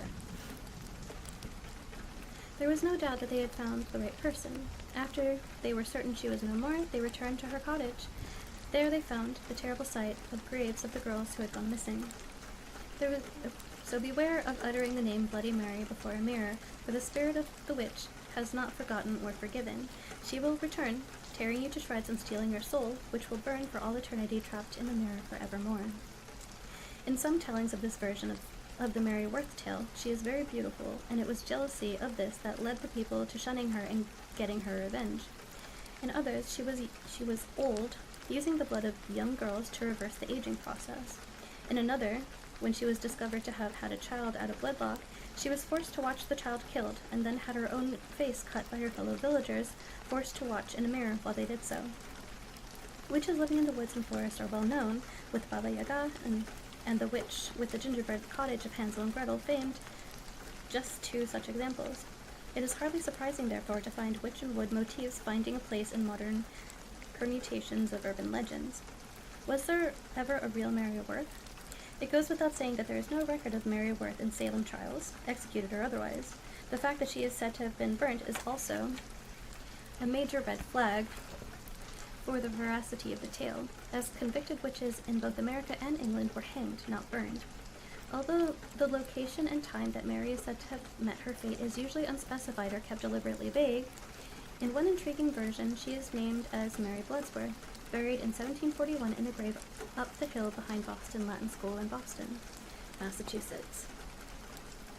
Although a cursory look through the records for the surrounding cemeteries does not reveal anyone of that name, the addition of such details to the story acts to strengthen and ensure the continuation of her legend. A Mary Worth is also linked to Oak Grove Cemetery in Whitewater, southern Wisconsin, known as the Second Salem. It was here that Mary, a convicted witch, as the story goes, insisted she be buried, or else she would curse the town. There is no doubt that people wholeheartedly believed they have seen something when summoning Mary, and it is fear generated in such situations that allow the legend to live on. Scientific explanations for what people say they have seen in the mirror include a strange face illusion, where the brain's facial recognition ability malfunctions, Troxler's fading, or self-hypnosis. Why not go and read about Mary on the internet? Or you could gather a group of friends together on a dark night and try one of the many variations that are available, if you dare. And since that story mentioned Baba Yaga, Bolt sent me a link to another story that technically follows along with this. So forgot to pull it up on my phone ahead of time, but I have it now. Okay. Once upon a time, an old man lived in the hut with his little girl Natasha. So happy they were. At tea time, they would play peekaboo behind a samovar, a very tall teapot. They would drink tea with honey bread and strawberry jam. Everything was fine. The only sad times were when the old man remembered how much he missed having a wife by his side and a mother for Natasha. One day, the man met a woman he liked a lot, and before long, they were married. At first, Natasha was glad to have a stepmother to look after her, but not for long. The stepmother started all kinds of strict new rules. Natasha wasn't allowed to play games like peekaboo anymore with her father. She wasn't allowed to have other girls over for tea. Her stepmother said that little girls shouldn't have tea at all, much less eating bread with jam. All Natasha got for dinner was one small crust of bread, and she must leave the hut to eat it. Poor Natasha. She would run into the backyard and into the shed to hide. She would wipe the small crust with her tears and eat it all alone. Then, the stepmother would yell that she must come back to the house right away. The dishes from dinner needed washing, and the floor must be swept clean until it shone. Yet something else was worse than all of this. Each night, the stepmother sat with Natasha's father and told him that everything that went wrong in the house was his daughter's fault. Sadly, the old man believed his new wife. One day, the stepmother decided she could not stand the sight of Natasha one more day. How could she get rid of the girl once and for all? The stepmother remembered her sister, the terrible witch Baba Yaga, who lived in the forest. I know how to get rid of the brat for good, the stepmother said to herself with a smile. As soon as he was out of sight, the wicked stepmother spun around to Natasha. Listen to me, she hissed. Today you will go visit my sister, your dear little auntie who lives in the forest. You will ask her for a needle and thread. We need it to mend this shirt. But, said Natasha, holding up a needle and thread for her stepmother to see. We already have a needle and thread. She knew about her aunt who lived in the forest. She was none other than the terrible witch Baba Yaga, the one who chased little children by riding through the air on her giant broom. Which, honestly, this story is incorrect. Baba Yaga rode in a mortar and pestle, by the way. Incorrect. Anywho, riding through the air on her giant broom. And when she caught them, she would eat them with her iron teeth. Who asked you? Snapped the stepmother, knocking the needle and thread out of the girl's hand. Shaking with fear, Natasha said, Well, how do I find my auntie? That's better, said the stepmother with a crooked smile. She twisted the little girl's nose, pinching it hard. That is your nose, she said. Can you feel it? Yes, whispered the poor girl. You must go along the road into the forest until you come upon a fallen tree. Then turn left, said the stepmother. Follow your nose, it will take you to your auntie. Now off with you, you lazy girl. The stepmother shoved a small sack in the girl's hands that had a few morsels of stale bread and cheese and some scraps of meat, and pushed Natasha out of the hut. Natasha looked back. Her stepmother stood in the front door with her arms crossed, glaring. The girl walked along the road to the forest, and then to the fallen tree, and then she turned left. Her nose started to throb harder as she knew she was going the right way. Then, all of a sudden, in front of her, behind an old gate stood the hut of Baba Yaga. There could be no... Okay, this is a really incorrect story. Baba Yaga lived in a house that walked around on chicken legs. Which is strange, I know. Oh well, we're gonna read it anyway. There could be no mistake. Only the hut of Baba Yaga, okay, never mind. I should have read farther. My bad. Only the hut of Baba Yaga, the witch, stood high up on chicken legs, and could walk around the yard by itself. When it turned to face you, the front windows looked like two eyes, and the door looked like a mouth. It's not said to be a house that stood still. It would, like, roam the forest. But it's okay. We are part of the way into the story. The two gate doors in the fence were open. When Natasha pushed them a bit to go through, they made a terrible squeaking sound. On the ground, she noticed a rusty oil can. The girl picked it up. How lucky, she said. There's some oil left. She poured the few drops left onto the hinges of the gate. Both gate doors swung open without a peep. As Natasha walked closer, Baba Yaga's house turned around on its chicken legs and faced her. Frightened as she was, the sound of crying made Natasha turn around. A servant of Baba Yaga's was standing in the yard, crying and wiping her tears on her sleeve. How lucky, said Natasha, that I have a handkerchief. She untied her handkerchief, shook it clean, and carefully put the scraps of food in her pockets. She gave the cloth to Baba Yaga's servant, who wiped her tears with it and smiled. In front of the door to the hut was a huge thin dog chewing on an old bone. How lucky, said the little girl, that I have some bread and meat. Reaching into her pocket for her scraps of bread and meat, Natasha said to the dog, I'm afraid it's rather stale, but it's better than nothing. At once the dog gobbled it up and licked his lips. Natasha finally reached the door to the hut. Trembling, she knocked. Come in, squeaked the wicked voice of Baba Yaga. The little girl stepped in. There sat Baba Yaga the witch, weaving at a loom. She had scraggly white hair, a very long nose, and when she smiled, showed a mouthful of iron teeth. The witch was skinny and bony. Good day to you, auntie, said Natasha, trying to sound not afraid. And good day to you, niece, said Baba Yaga. My stepmother has sent me to you to ask for a needle and thread to mend a shirt. Has she now? Smiled Baba Yaga, flashing her iron teeth, for she knew how much her sister hated Natasha, her stepdaughter. You sit down here at my loom and continue to weave, said Baba Yaga. I will go fetch you that needle and thread. So the little girl sat down at the loom and began to weave. Baba Yaga whispered to her servant, Listen to me, go to the bathhouse, start up the fire for the bathwater, it must be very hot. Yes, said the servant girl, and she left to do her task. The servant came into the room where Natasha was weaving to fetch a jug to take water to the bathhouse. Natasha said to her, I beg you please, be slow in making the fire and heating up the water. I need time to think of a plan. The servant girl said nothing, but she took a very long time in getting the bathwater ready. Baba Yaga came to the window and said in her sweetest voice, Are you still weaving, little niece? Are you weaving, my pretty? Yes, I am weaving, auntie, said Natasha. She thought, I've got to get out of here somehow. In a corner of the hut, Natasha noticed a thin black cat watching a mouse hole. "What are you doing?" she said to the black cat. "Watching for a mouse," said the thin black cat. "I haven't had any dinner in 3 days." "How lucky," said Natasha. "I have some cheese left." And she gave the cheese in her pocket to the thin black cat, who gobbled it up. The cat said, "Little girl, do you want to get out of here?" "Of course I do," said Natasha. "I fear that Baba Yaga will try to eat me with her iron teeth." "That is exactly what she will do," said the black cat. "But I know how to help you," whispered the cat. "Do you see the comb on the stool? Do you see the towel?" Natasha nodded. "You must take both of those," said the cat, "and then run for it while Baba Yaga is still in the bathhouse. She will chase after you. When she does, you must throw the towel behind you. It will turn into a big wide river, and it will take her time to cross that river. When she crosses over, throw the comb behind you. It will sprout up into such a thick forest that she will never be able to get through." "But if I leave the loom now to pick up the towel and the comb," said Natasha, she will hear that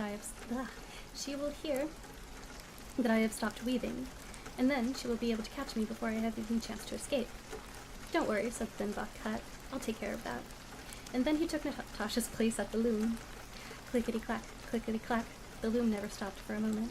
Natasha looked to see that Baba Yaga was still in the bathhouse. She grabbed the towel and the comb and quickly ran out of the hut. The big dog jumped up to tear her to pieces, but then he saw it was the same girl as before. "Why, this is the girl who gave me that bread and meat," said the dog. "Good luck, child." And then he laid back down, letting her go. When Natasha came to the gate doors, they opened quietly without making a noise, because of the oil she had poured into its hinges. Then how did she run? Meanwhile, the thin black cat sat at the loom. Clickety-clack, clickety-clack, went the loom. Baba Yaga came to the window. "Are you weaving, little niece?" she asked in a high-pitched voice. "Are you weaving, my pretty?" "I am weaving, auntie," said the thin black cat, while the loom went clickety-clack, clickety-clack. "That is not the voice of my dinner," said Baba Yaga. She ran into the hut. At the loom was no little girl, but only the thin black cat. "Grr," said Baba Yaga. She jumped at the cat. "Why didn't you scratch out the little girl's eyes?" The thin black cat replied, "In all the years I have served you, you have given me only water and made me hunt for my dinner. That girl gave me real cheese." "Grr," said Baba Yaga. Grr, Baba Yaga grabbed the cat and shook it hard. Turning to the servant girl and gripping her tightly, she yelled, "Why did you take so long to prepare the bath?" "Ah!" cried the girl. "In all the years I have served you, you have never given me a rag, but that girl gave me a pretty handkerchief." Seeing the gate doors wide open, she shrieked, "Gates, why didn't your doors squeak when she opened you?" "Ah," said the gates, "in all the years that we have served you, you've never so much as sprinkled a drop of oil on us. We could hardly stand the sound of our own creaking, but the girl oiled us, and we can now swing back and forth without a sound." Baba Yaga slammed the gates closed. Spinning around, she pointed her long skinny finger at the dog. "You," she hollered. "Why didn't you tear her to pieces when she ran out of the house?" "Ah," said the dog, "in all the years that I have served you, you never threw me anything but an old bone, but the girl gave me real meat and bread."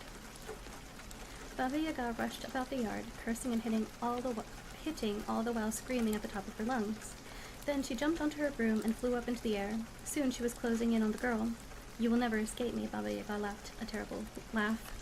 She steered straight downwards towards the girl. Natasha was running faster than she had ever run before. She could hear Baba Yaga getting closer and closer. Then she remembered the thin black cat's words. She threw the towel behind her on the ground. It grew bigger and bigger and became wetter and wetter. Soon a deep wide river stood between the little girl and Baba Yaga. Natasha kept running. Oh, how she ran! When Baba Yaga reached the edge of the river, she screamed louder than ever, for she knew she could not fly over an enchanted river. In a rage, she flew back to her hut. There, she gathered all her cows and drove them to the river. "Drink, drink," she screamed at them. The cows drank up the river to the very last drop. Baba Yaga hopped back onto her broom and flew over the dried-up river to catch Natasha. Natasha had run on quite a distance ahead. In fact, she thought she might, at last, be free of the terrible Baba Yaga, but her heart froze in terror when she saw a dark figure in the sky speeding behind her. "This is the end of me," she cried. Then she remembered what the cat had said about the comb. She threw the comb behind her, and the comb grew bigger and bigger, its teeth sprouting into a thick forest. It was so thick that not even Baba Yaga could force her way through it. Baba Yaga screamed with rage and disappointment, finally turned around and flew back to her hut. The tired girl arrived back home at last. "I am home, but I cannot go inside," she said to herself, thinking of her stepmother. "What will I do?" She waited outside in the shed for her father to come home. When she saw her father pass by, she ran out to him. The stepmother came out to see what the fuss was about. She turned yellow when she saw the girl, and her eyes glowed green, showing her true self. But this time, Natasha was not afraid. She told her father everything that had happened. When the old man learned that his wife had sent his own daughter to be eaten by the witch Baba Yaga, he was so angry that he drove the stepmother out of the hut, never to return. From then on, the father took good care of his daughter, and he never let a stranger come between them. Once again, the table was piled high with honey bread, strawberry jam, and tea. Father and daughter played their games of peekaboo until it was time to go to bed, and so the two of them lived happily ever after. The end. I mean, it's not lore accurate, you're right. But it was, I guess, kind of cute. Very fairy tale-esque. Okay, which means it's on to the next book. I moved this one over to the red pile, so... Okay.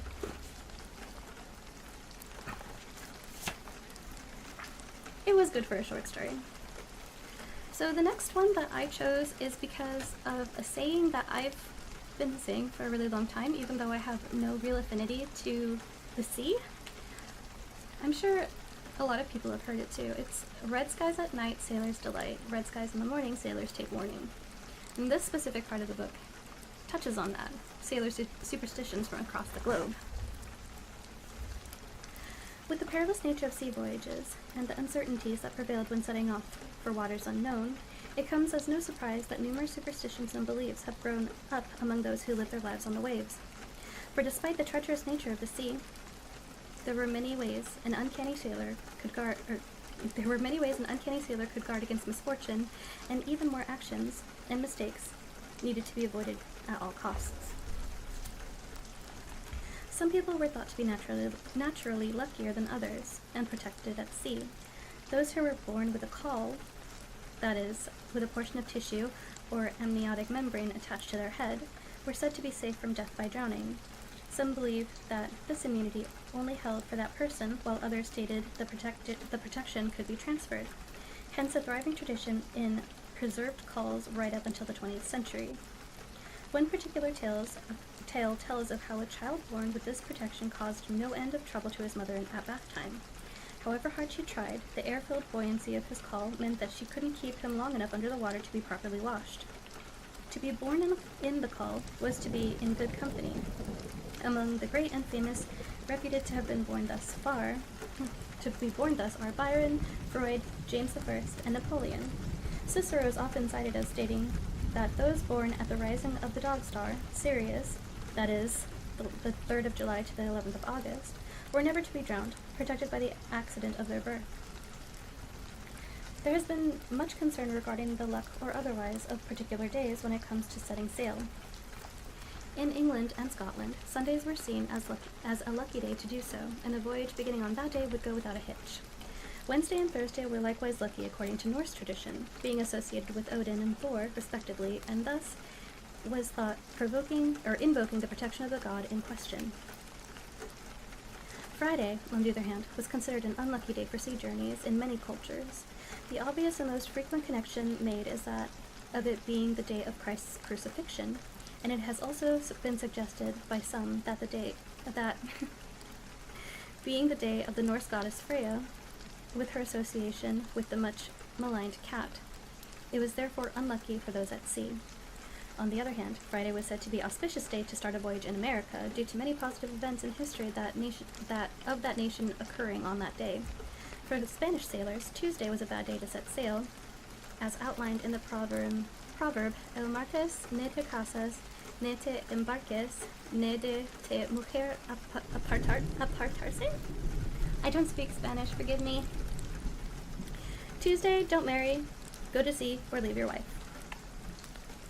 Perhaps not surprisingly, the number of things that were seen as lucky at sea were more numerous than those that brought favor. It was well known that having a woman on board a ship was seen as a surefire way to bring bad fortune, both for the ship and no doubt the woman in question. Although, conversely, it has been said that a naked woman actually has the opposite effect and could calm the storm from on deck. Okay, that makes no sense.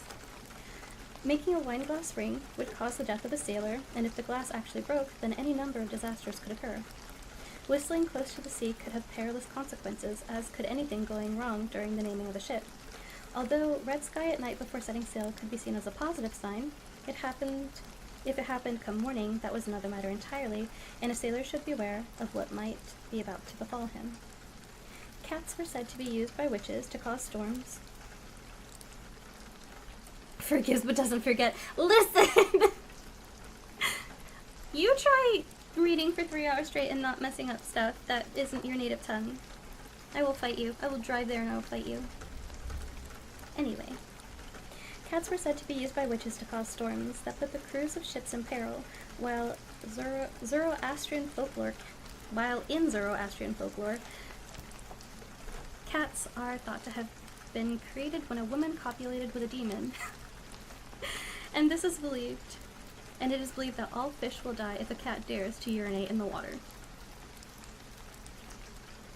Yep.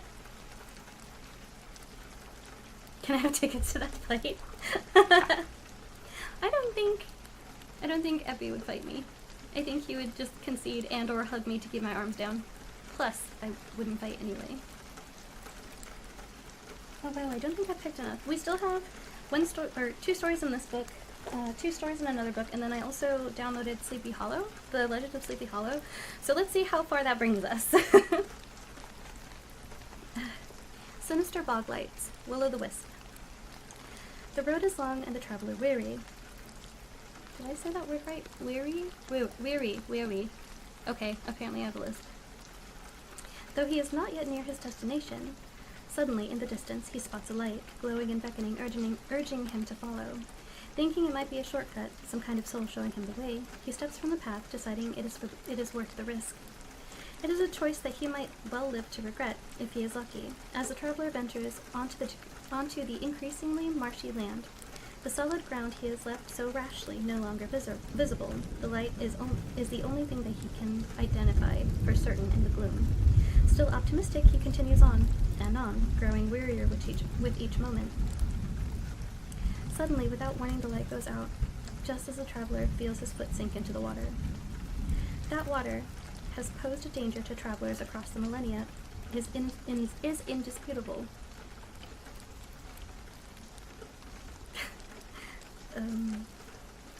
I lost my place. That water has posed a danger to travelers across the millennia is indisputable. This very fact is made glaringly apparent by the large number of legends focused on this most treacherous of nature's elements. Ignis Fatuus, Fool's Fire, exists in many variations in folklore across the world. Witnessed especially over swamps, marshes, and bogs, these atmospheric lights are particularly prevalent across Europe, Norway, and areas of the USA. Presenting in varying hues and sizes, these lights are frequently said to lure travelers to a watery fate, or, at best, leave them hopelessly lost.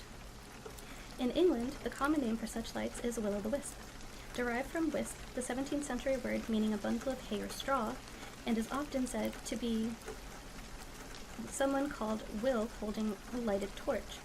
Will's American counterpart is jack-o'-lantern, and both are frequently depicted as having malicious or mischievous intent, and these lights are often referred to as spook lights, orbs, or ghost lights.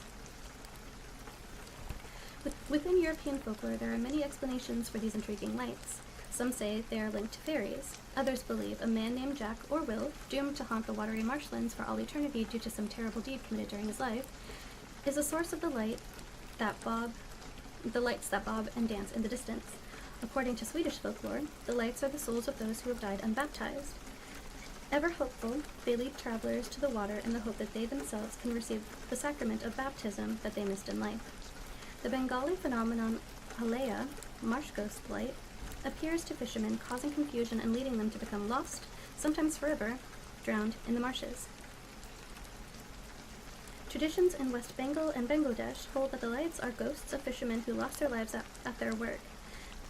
They are not always intent on harm, however, some actually leading people away from danger to escape the fate they met themselves.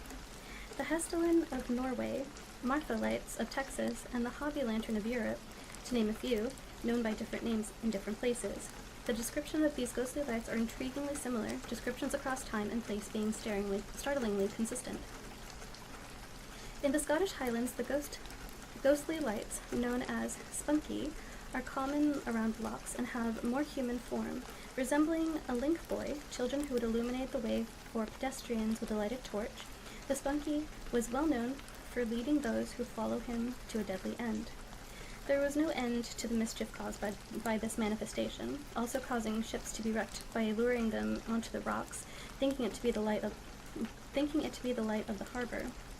In the West Country of England, in Cornwall and Devon, such spirits are known as pixie light. They are responsible for luring travelers into the dangerous bogs of the area. The swamp-ridden Massachusetts Bridgewater Triangle in the USA has a history of sightings of ghostly lights. They are not just a historic occurrence, however. Modern sightings are equally plentiful. Scientific theories to explain these lights have abounded since at least the 16th century, when the lights were attributed to the decay of organic matter. Today, the accepted explanation is the lights are caused by the oxidation of phosphine, diphosphine, and methane. Why can I say words of components, but I can't say simple words? Anyway, there is also considerable lore that the lights mark the location of treasure. In Finland, St. John's Day was a time to look, as the lights would reveal the location of the riches hidden by others. Lastly in this book is a rather important figure in Arthurian literature and lore, the Lady of the Lake. Arthur, that valiant king, noble warrior, had been lucky to escape his last battle with his life. Merlin had put his foe, the tallest knight in the entire land, to an enchanted sleep, and had taken Arthur to have his wounds healed by a skilled hermit. Now physically recovered, the king rode onwards with the wily sorcerer, lamenting his lack of a sword. "Have patience," Merlin cautioned, and he was again proved right. As they approached a large lake, an intriguing sight caught Arthur's eye. Out of the glistening water was a mysterious arm, holding aloft a beautiful sword. "Who is that?" Arthur demanded. "The Lady of the Lake," Merlin responded. "If you wish for the sword to be yours, you must ask her for it. Be sure, however, to do so courteously." As if sensing his intent, the beautiful woman was gliding towards him over the water, and, as she approached, Arthur seized his chance. Who does the sword belong to?" he asked, adding that he had lost his own weapon in battle. "It is mine," she replied, "but I will give it to you in return for something I will ask you for." Arthur agreed, and duly followed her instructions to enter the nearby barge, rowing it towards the sword. He took it with him, not forgetting her injunction to make sure not to leave the scabbard behind. It was the scabbard, Merlin later told him, that was the most important, as he would never be injured whilst wearing it. Vivian, Nimue, and Niveen, whichever of the various names she is known by, the Lady of the Lake is inextricably connected with the most famous legend of English kings, Arthur. Credited with giving the great warrior his famed sword Excalibur, she has exerted a pull on the imaginations of artists, poets, and authors across the centuries, and remains a vital character in the retellings of the Arthurian tales. Aside from her pivotal role in Arthur's destiny, the Lady of the Lake has strong connections to two other prominent figures. According to some tellings, she enchanted Merlin, first by her physical beauty, and then, making it a condition of her capitulation, by the very magic she persuaded him to teach her. Utterly taken with her, Merlin wanted her for his own. The lady, however, had other ideas. She would only acquiesce if Merlin first taught her everything he knew, in effect making her as powerful as he was himself. The smitten sorcerer agreed, despite seeing only too well the fate that would befall him: eternal imprisonment in a cave or a tree. The other important role played by this mysterious lady is the fairy or foster mother figure to Lancelot. Chrétien de Troyes, creator of this favorite knight, has him raised by a fairy in the lake. There is, however, potentially an even older German version with Lancelot raised on an island of thousands of happy maidens after being taken away by a merfiend or water fairy. Just who was she? Some sources conflate her with Morgan Le Fay, Arthur's sister, while another idea is that she was a third child to Uther Pendragon, his sister to Arthur and Morgan. There is some argument that she was literally created from Merlin. In that subtle blend and development of language, the Welsh, Wimleyan? Kilfleyan? I don't know, meaning pale-faced wanderer, is said to have been corrupted into Vivian in the French telling of Arthur and his knights, originally meaning Merlin himself. This morphed into a fair maiden, and over time, the mysterious ethereal lady who entrapped Merlin was born and adopted into Arthurian canon.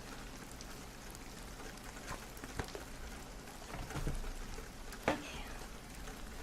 Next book.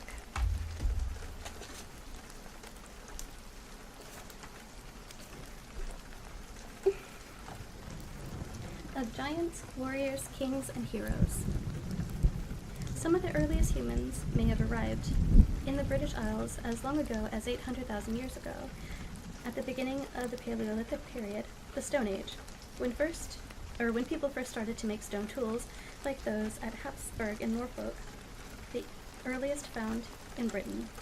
Later, Mesolithic hunter-gatherers began to make the slow transition from moving around the landscape to settled rural life.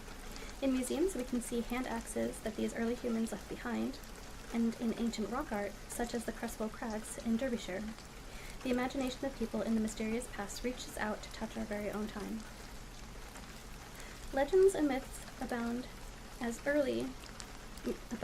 to early human habitations. Some stories imagine that ancient Britain was first inhabited by giants who roamed the land. These myths are perhaps celebrated in gigantic figures carved into the chalk hillside, such as the Long Man of Wilmington in East Sussex and the Cerne Abbas giant in Dorset. Although their origins are unclear, folklore says that the Cerne giant may in fact be the outline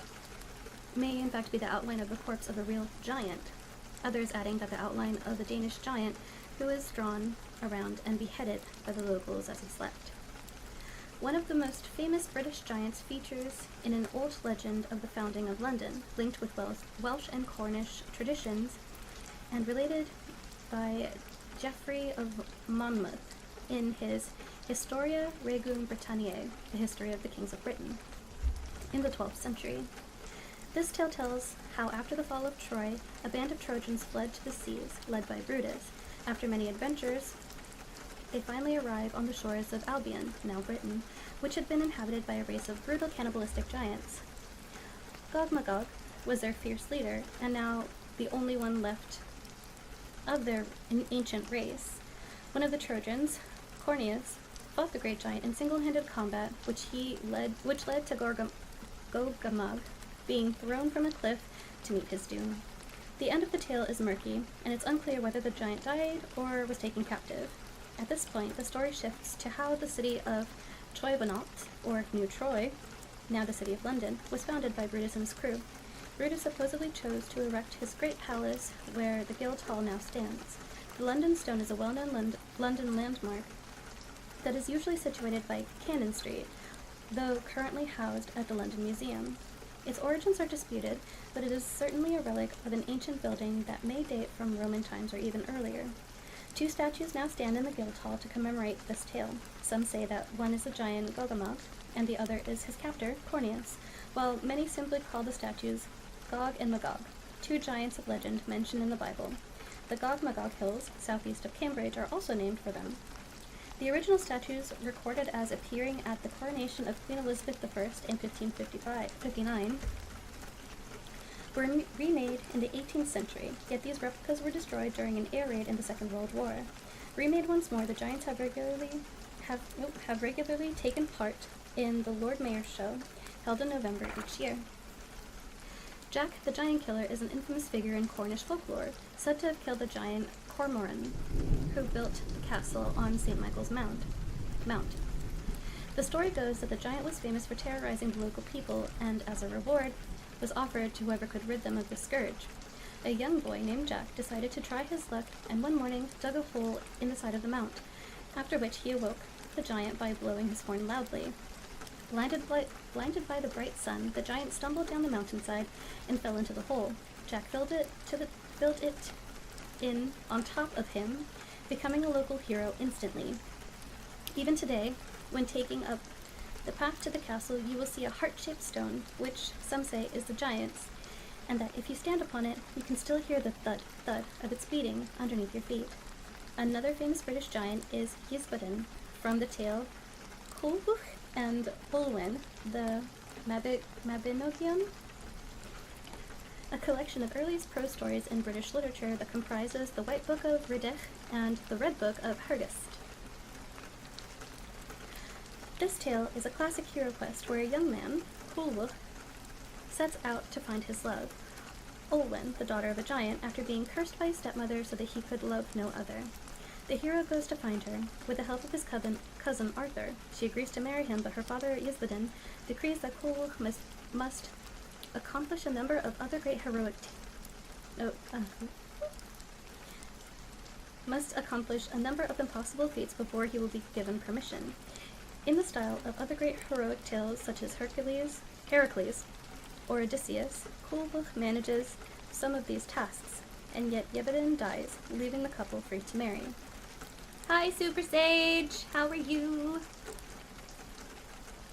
Another fearless figure from British and Irish mythology is Finian Mac Cumaill, a hunter warrior who appeared in Scottish and Manx folklore, carried from Irish tradition by settlers from across the Irish Sea and North Channel in many tales. Finian is a fearless leader, while in some stories he himself is a benevolent giant. He is surrounded by tales of great heroic deeds, from killing giants to defeating fearsome serpents, and his story is steeped in magic. Animal transformations play a huge part in his story. When thrown by his grandfather from a cliff, his grandmother took the form of a bird and caught him. His mistress, mother of his son Ossian, was said in some versions to take the form of a deer at night, the result of druidic magic. His sister was transformed into a dog by a jealous lover and later gave birth to 2 hounds, which accompany Finian in his adventures. He was said to be able to transform into animal form by using a magical hood, and was blessed with the powers of invisibility and to raise storms. One of the most famous tales surrounding Finian, the Salmon of Knowledge, comes straight from Irish legend. The salmon's knowledge of all, gained by eating only hazelnuts from a sacred tree, could be passed on to anyone who tastes its flesh. Finian's teacher, the druid and poet Finnegas, had sought the salmon for many years. One day he finally caught it near the River Boyne, and told Finian to cook it for him. Finian burned his thumb while cooking and inadvertently put it into his mouth, tasting the salmon and gaining some of its knowledge. On seeing this, Finnegas told the boy to eat the entire fish, to gain all the knowledge in the world, which he did. From that day forward, Finian would put his thumb in his mouth and evoke the wisdom of the salmon. He is said to lie at Tomnahurich, near Inverness, or on the Isles of Skye, and it is said he is in endless sleep with his band of warriors, the Finnan, only to wake when called to save the country from peril. The legendary Welsh bard Taliesin, originally known as... Oop! Thank you for the follow, Sage. I appreciate it. Originally known as Gwion Bach, son of Gwerin, has a similar story to that of Finian Mac Cumaill and the Salmon of Knowledge.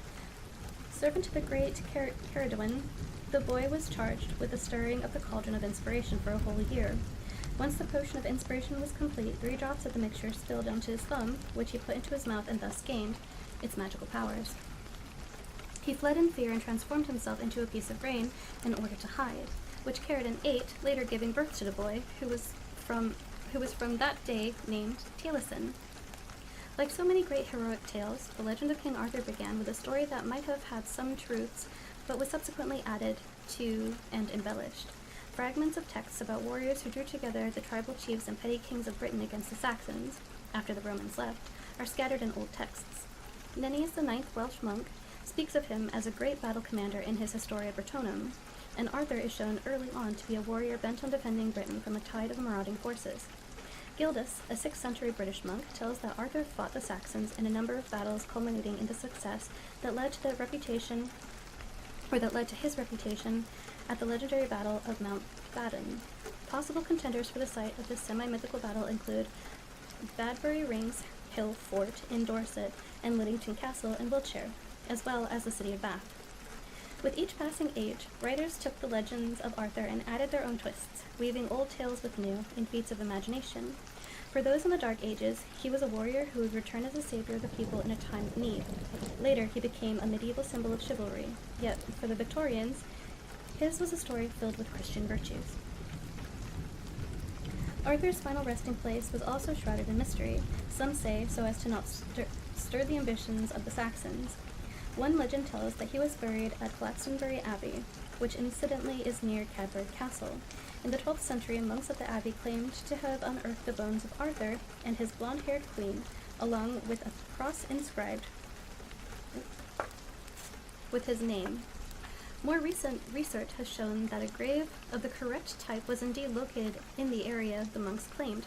However, there is also strong folk tradition in Britain that imagines King Arthur as a sleeping warrior ready to wake to save the land when needed. This legend places him in many possible locations: Avalon, Richmond Castle in North Yorkshire, Adderley Edge in Cheshire, and at the ruin of Sowingshield Castle in Northumberland. Other notable sleeping kings in Britain include Owain Laga,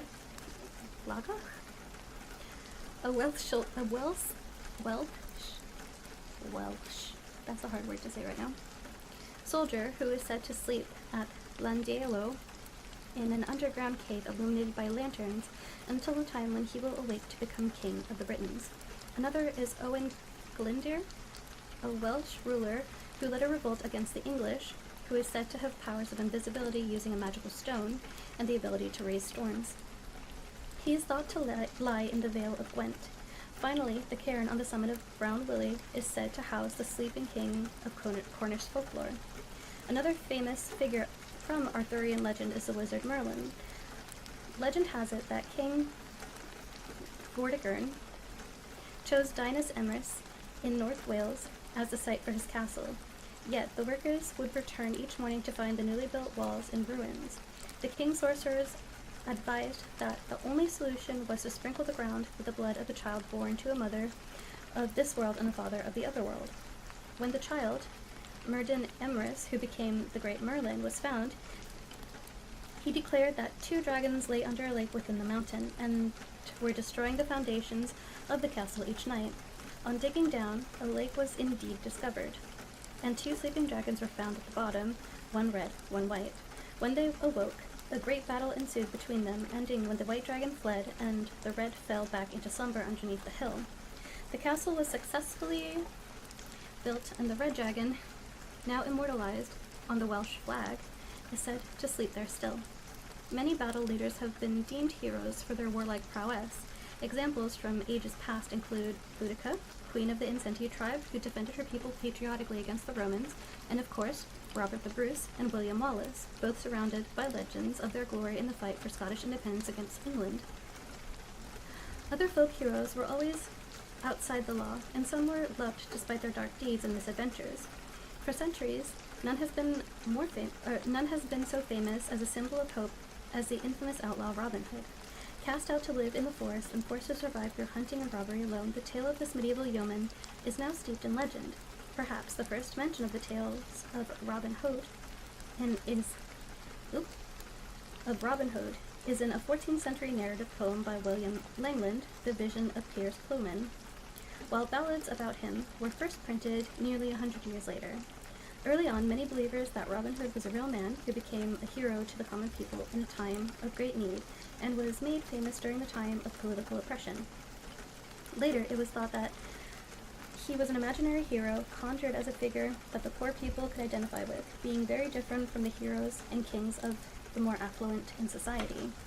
Whatever the case, Robin Hood was a political hero who despised the exploitation of the poor by the rich, fought back against the laws that restricted hunting on the king's lands, at a time when people faced starvation and hardship, and refused to harm any woman. He and his band of merry men were said to roam throughout Sherwood Forest in Nottinghamshire, and Barnsdale Forest in Yorkshire. In stories, he is characterized by his great bowmanship and his hatred of both the law and the clergy. He reputedly shot and cut off the head of his arch-enemy, the Sheriff of Nottingham. Whatever the truth, it's undeniable that Robin Hood has been, and still is, a people's hero who will live on in English legend for years to come. A new Robin Hood play, based on traditional legend, Robin Hood and the Friar of Fountains Abbey, was written as recently as 2012 and performed at the Furness Traditional Festival, and then Fountains Abbey in Brookton, Yorkshire, said to be the place of Robin Hood's legendary riverside meeting with Friar Tuck. Robin Hood is famous for never hurting the poor. The same cannot be said for the notorious highwayman Dick Turpin, who certainly existed and in his own way became a folk hero. His story originates in Hempstead, Essex, but ends in Yorkshire, and it's thought that the feats of many highwaymen across the country were wrongly attributed to him, which only added to his fame. Despite his reputation as a great villain of British history, he won the people's favor through the tales of his gallantry, charming those he robbed. This respect was far from deserved, since in reality he had no qualms about robbing and beating anyone who stood in his way, including the elderly and the infirmed. One of the most gruesome tales of his deeds was the attack on a 70-year-old pensioner, Joseph Lawrence of Edgware, who was dragged around by his horse, beaten heavily with pistols, and then tortured by being sat on a fire unclothed. Lady Godiva, too, could be called a heroine of the people. There is no doubt that Godiva was a real woman. She was a countess who lived in the 11th century and governed Coventry with her husband, Earl Leofric of Mercia, one of the 4 magnates chosen by King Knut in order to rule over England after it was conquered by the Danes. Legend paints her as a compassionate and brave figure who rode naked through the streets of Coventry, only covered by her long hair, to gain remission for the high taxes levied on the tenants by her husband. She ordered that every citizen should stay indoors, with the windows covered, out of respect. A later addition to the legend is that only one man, Peeping Tom, ignored her request and tried to watch, yet was struck blind before he could catch a glimpse of her. It is said that the Earl did indeed keep his word, considering it a miracle that she could accomplish such a feat without anyone seeing, and removed all taxes except for that on horses. The annual Godiva procession, recently revived, reenacts the story. Saint Winifred, or Winifred, is sometimes known as the Welsh Lazarus. The story goes that in the 7th century, a Welsh nobleman charged Beuno, his brother-in-law, with the task of erecting a church and providing religious instruction for his daughter Winifred. However, a local chieftain named Caradog wanted Winifred for his wife and made advances, which he ardently refused. Caradog's rising passion soon got the better of him, and he tried to force himself on the girl, at which point she fled to the safety of the church. The story then takes an unusual turn, as a spring gushed from the ground in the place where her head fell, after which it rolled. Oh wait, I skipped a few lines, I'm sorry. He then became mad with lust and rage and cut off her head. The story then takes an unusual turn as a spring gushed from the ground in the place where her head fell, after which it rolled along the feet of the congregation, calling out to God for vengeance. Beuno, now holding the head in his hands, invoked a holy curse against the murderer, who was wiping his sword on the grass next to Winifred's lifeless form. Caradog died at once, disappearing entirely. Beuno, or whatever, I can't pronounce his name, placed Winifred's head on her body and called the congregation to pray with him to restore the girl to life. At this, Winifred sat up, revived, yet a thin white line would form thenceforth, encircling her throat in the place where her head had been severed. Rumor tells that the blood from that fateful day still stains the stones of the Holy Well, which gives its name to Holywell in Flintshire, and people still visit the spring for healing. Right? People are crazy. I love you so much. You are saying no to me. I'm going to kill you. Goodbye. Okay. The last story in this book I want to save for last. So let me turn on my scribe and we will read Sleepy Hollow.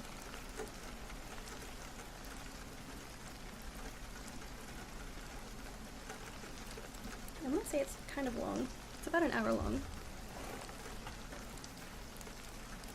In the bosom of one of those spacious coves, which indent the eastern shore of the Hudson, at that broad expansion of the river denominated by the ancient Dutch navigators the Tappan Zee, and where they always prudently shortened sail and implored the protection of St. Nicholas when they crossed, there lies a small market town or rural port, which by some is called Greensburg, but which is more generally and properly known by the name Tarrytown.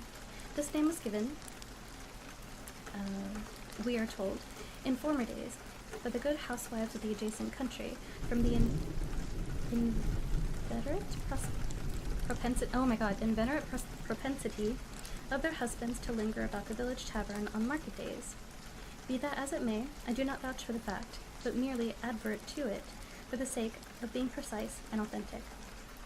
Not far from this village, perhaps about 2 miles, there is a little valley, or rather lap of land among high hills, which is one of the quietest places in the whole world. A small brook glides through it, with just a murmur enough to lull one to repose, and the occasional whistle of a quail or tapping of a woodpecker is almost the only sound that ever breaks in upon the uniform tranquility. I recollect that, when a stripling, my first exploit in squirrel shooting was in a grove of tall walnut trees that shades one side of the valley. I had wandered into it at noontime, when all nature is particularly quiet, and was startled by a roar of my own gun. It was as it broke the Sabbath stillness around, and was prolonged and reverberated by the angry echoes. If ever I should wish for a retreat whither I might steal from the world and its distractions, and dream quietly away the remnant of troubled life, I know of none more promising than this little valley. Time to take a drink.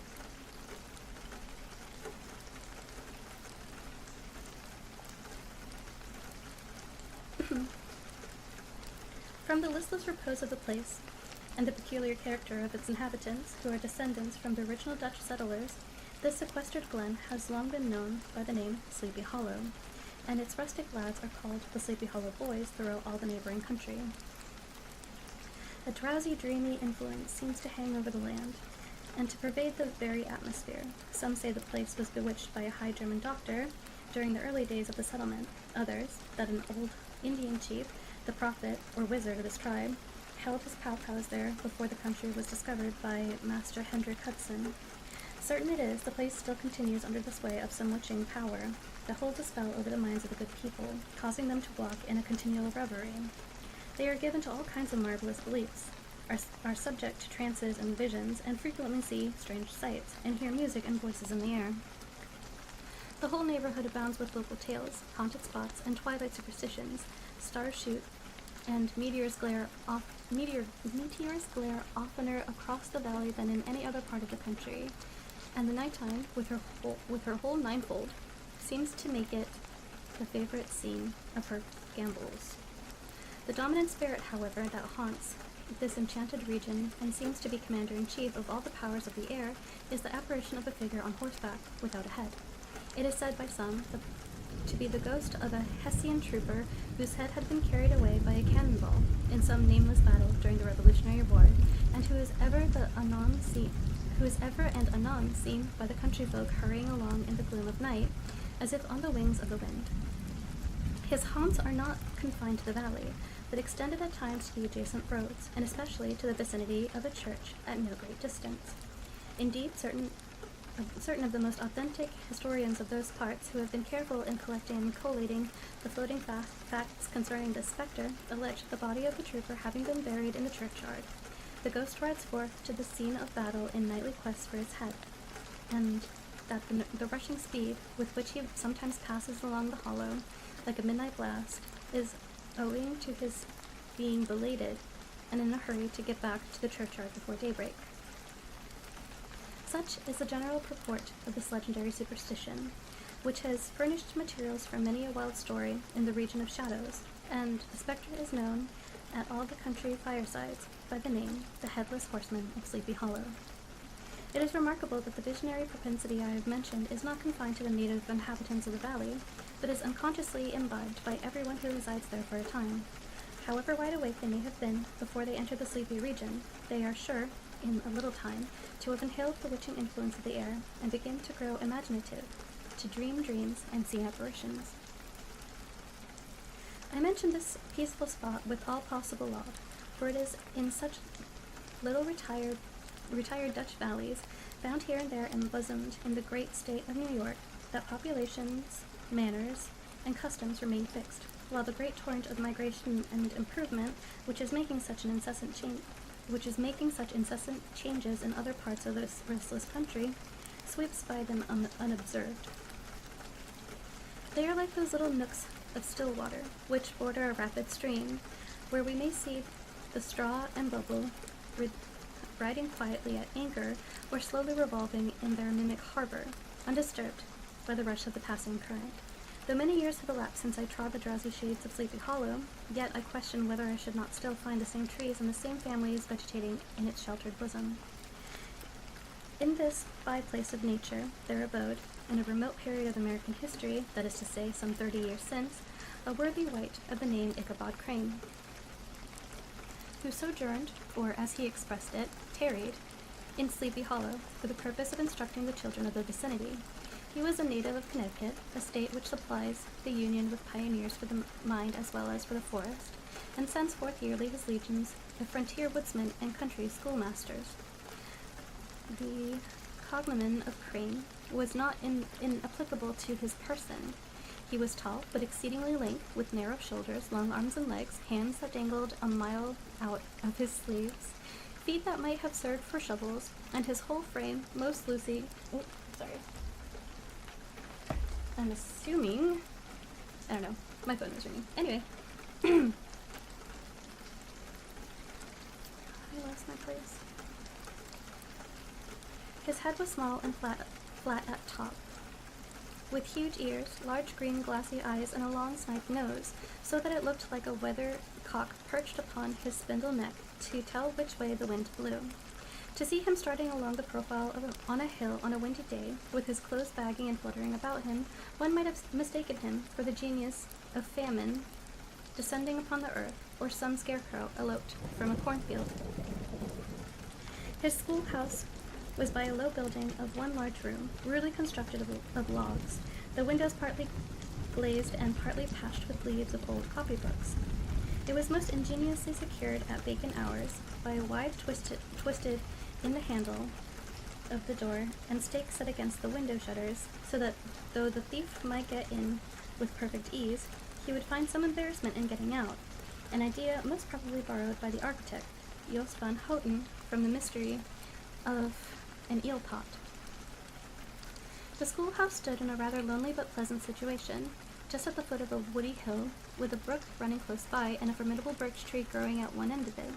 From hence the low murmur of his pupils' voices, conning over their lessons, might be heard in a drowsy summer's day, like the hum of a beehive, interrupted now and then by the authoritative voice of the master, in the tone of menace or command, or, peradventure, by the appalling sound of the birch, as he emerged some tardy loiterer along the flowery path of knowledge. Truth to say, he was a conscientious man, and never bore in mind the golden maxim, spare the rod and spoil the child. Ichabod Crane's scholars certainly were not spoiled. I would not have imagined, however, that he was one of those cruel potentates of the school who joyed in the smart of their subjects. On the contrary, he administered justice with discrimination rather than severity, taking the burden off the backs of the weak and laying it on those of the strong. Your mere puny stripling, that winced at the least flourish of the rod, was passed by with indulgence, but the claims of justice were satisfied by inflicting a double portion on some little tough, wrong-headed, broad-skirted Dutch urchin, who sulked and swelled and grew dogged and sullen beneath the birch.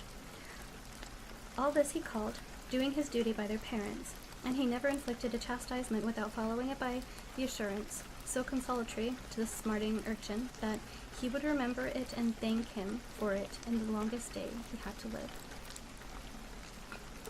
When school hours were over, he was even the companion and playmate of the larger boys, and on holiday afternoons would convoy some of the smaller ones home, who happened to have pretty sisters or good housewives for mothers, noted for the comforts of the cupboard. Indeed, it behooved him to keep on good terms with his pupils. The revenue arising from his school was small, and would have been scarcely sufficient to furnish him with daily bread, for he was a huge feeder, and, though lank, had the dilating powers of an anaconda. But to help out his maintenance, he was, according to the country custom in those parts, boarded and lodged at the houses of the farmers whose children he instructed. With these, he lived successively a week at a time, thus going the rounds of the neighborhood with all of his worldly effects tied up in a cotton handkerchief. That all this might not be so onerous on the purses of his rustic patrons, who were apt to consider the cost of schooling a grievous burden, the schoolmasters, as mere drones, he had various ways of rendering himself both useful and agreeable. He assisted the farmers occasionally in the lighter labors of their farms, helped to make hay, mended the fences, took the horses to water, drove the cows from pasture, and cut wood for the winter fire. He laid aside, too, all the dominant dignity and absolute sway with which he lorded it in his little empire, the school. It became wonderfully gentle and ingratiating.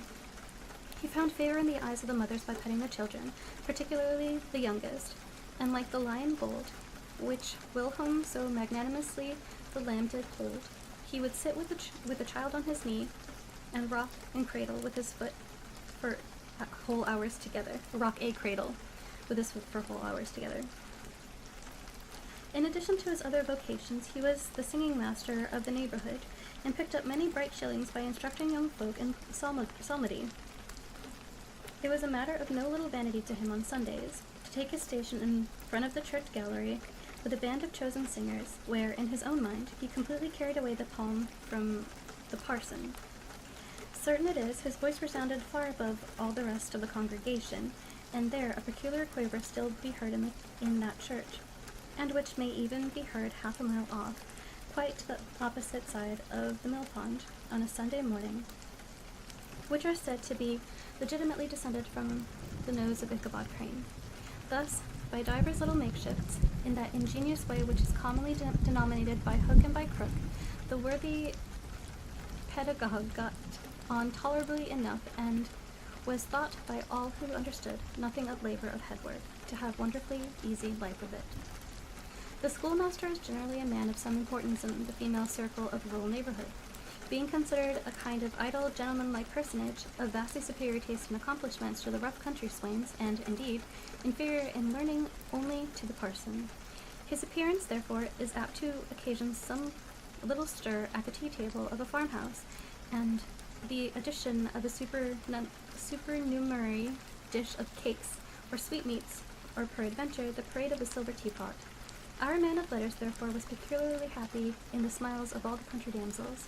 How he would figure among them in such a churchyard, between services on Sundays, gathering grapes for them from the wild vines that overran the surrounding trees, reciting for their amusement all the epitaphs on the tombstones, or sauntering, with a whole bevy of them, along the banks of the adjacent mill pond, while the more bashful country bumpkins hung sheepishly back, envying his superior elegance and address.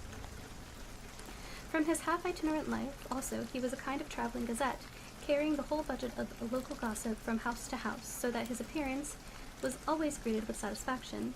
He was, moreover, esteemed by the women as a man of great erudition, for he had read several books quite through, and was a perfect master of Cotton Mather's History of New England Witchcraft, in which, by the way, was most firmly and potently believed.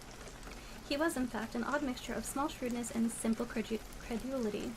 His appetite for the marvelous, and his power of digesting it, were equally extraordinary, and both had been increased by his residence in this spellbound region. No tale was too gross or monstrous for his capacious swallow. It was often his delight, after his school was dismissed in the afternoon, to stretch himself on the rich bed of clover bordering the little brook that whimpered by his schoolhouse, and there con over old Mather's direful tales, until the gathering dusk of evening made the printed page a mere mist before his eyes.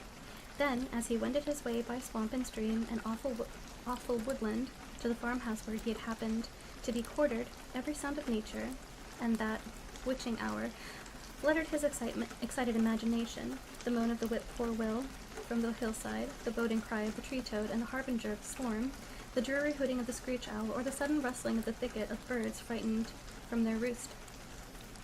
The fireflies, too, which sparked most vividly in the darkest places, now and then startled him, as one of uncommon brightness would stream across his path, and if, by chance, a huge blockhead of a beetle came winging its blundering flight against him, the poor Valret was ready to give up the ghost, with the idea that he was struck with a witch's token.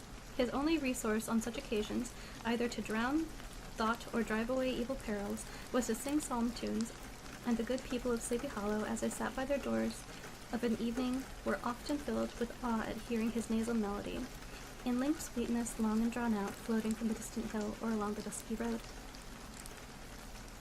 Another of his sources of fearful pleasure was to pass long winter evenings with the old Dutch wives, as they sat spinning by the fire, with a row of apples roasting and sputtering along the hearth, and listen to their marvelous tales of ghosts and goblins and haunted fields and haunted brooks, and haunted bridges and haunted houses, and particularly of the Headless Horseman, or Galloping Hessian of the Hollow, as they sometimes called him. He would delight them equally by his anecdotes of witchcraft and of direful omens and portentous sights and sounds in the air which prevailed in the earliest times of Connecticut, and would frighten them woefully with speculations upon comets and shooting stars, and that the alarming fact the world did absolutely turn around, and that they were half the time topsy-turvy.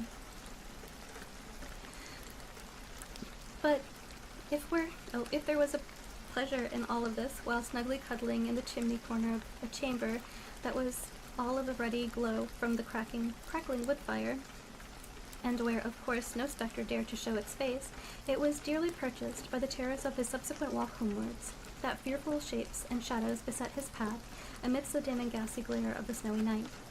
With what wistful look did he eye every trembling ray of light streaming across the wasted fields from some distant window. How often he was appalled by some shrub covered in snow which, like a sheeted spectre, beset his very path.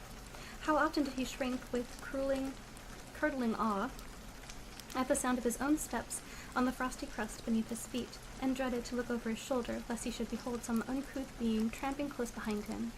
And how often, as he thrown into complete dismay by some rushing blast howling along the trees, in the idea that it was the Galloping Hessian on one of his nightly scourings. All these, however, were mere terrors of the night, phantoms of the mind that walk in the darkness. And though he had seen many spectres in his time, and had been more than once beset by Satan in diverse shapes, in his lonely perambulations, yet daylight put an end to all these evils, and he would have passed a pleasant life of it, in spite of the devil and all his works, if his path had not been crossed by a being that causes more perplexity to mortal man than ghosts, goblins, and the whole race of witches put together, and that was a woman. Among the musical disciplines who assembled one evening in each week to receive his instruction in psalmody was Katrina Van Tassel, the daughter and only child of a substantial Dutch farmer.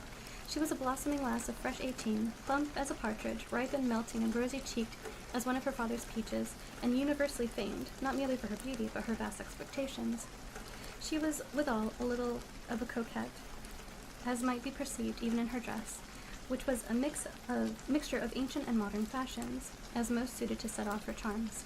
She wore the ornament of pure yellow gold, which her great-great-great-grandmother had brought over from Sardam, the tempting stomacher of the olden time, and withal a provokingly short petticoat to display the prettiest foot and ankle in the country round. Ichabod Crane had a soft and foolish heart towards the sex, and it was not to be wondered at that so tempting a morsel soon found favor in his eyes, more especially after he had visited her in her parental mansion.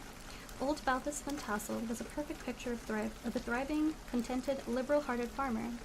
He seldom, it is true, sent either his eyes or his thoughts beyond the boundaries of his own farm, but within those everything was snug, happy, and well-conditioned.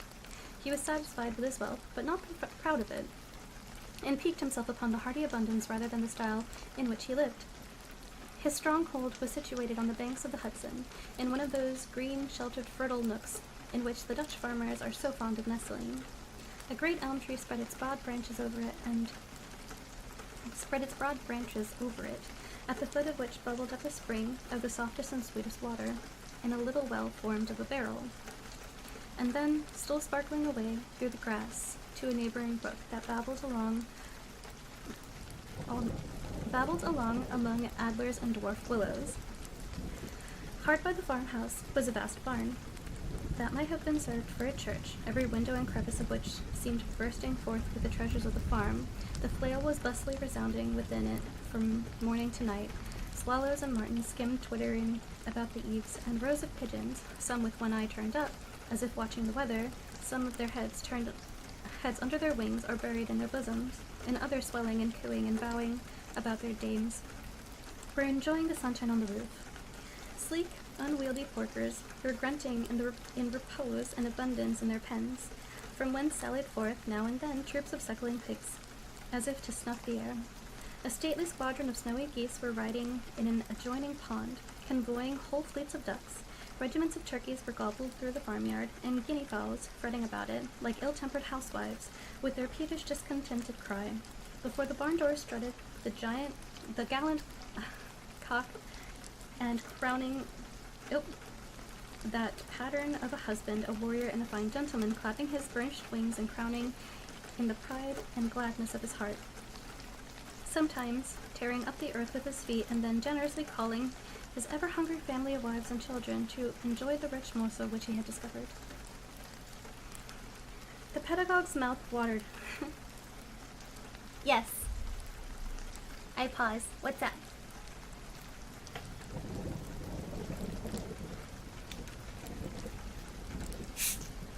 Sparkly water time.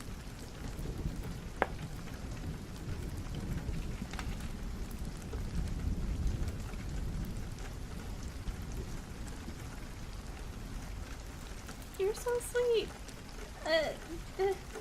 Thank you. Posture check. Okay. I mean, I'm kind of sitting strangely in my chair, but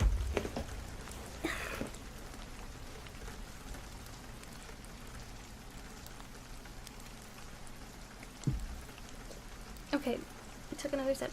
I guess I did choose the right amount of stuff today. Stretch. Okay.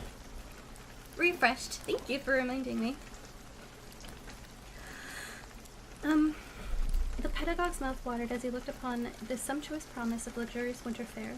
In his devouring mind's eye, he pictured to himself every roasting pig running about with a pudding in its belly and an apple in its mouth. That's my place. The pigeons were snugly put to bed in a comfortable pie and tucked in with a coverlet of crust. The geese were swimming in their own gravy, and the ducks pairing cozily in dishes like snug married couples with a decadent competency of onion sauce. In the porkers he saw carved out the future sleek side of bacon and juicy This is so sad coming from somebody that doesn't like eating animals.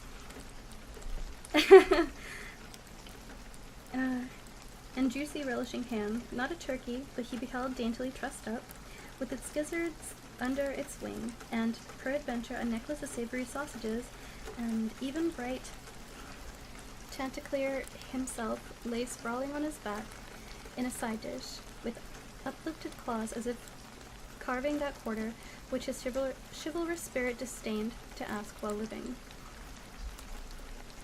As the enraptured Ichabod fancied all this, and as he rolled his great green eyes over the fat meadowlands, the rich fields of wheat, of rye, of buckwheat, and Indian corn, and the orchards burdened with ruddy fruit, which surrounded the warm tenement of Van Tassel, his heart yearned after the damsel who was to inherit these domains, and his imagination expanded with the idea how they might be readily turned into cash, and the money invested in immense tracts of wild land, and shingled palaces in the wilderness.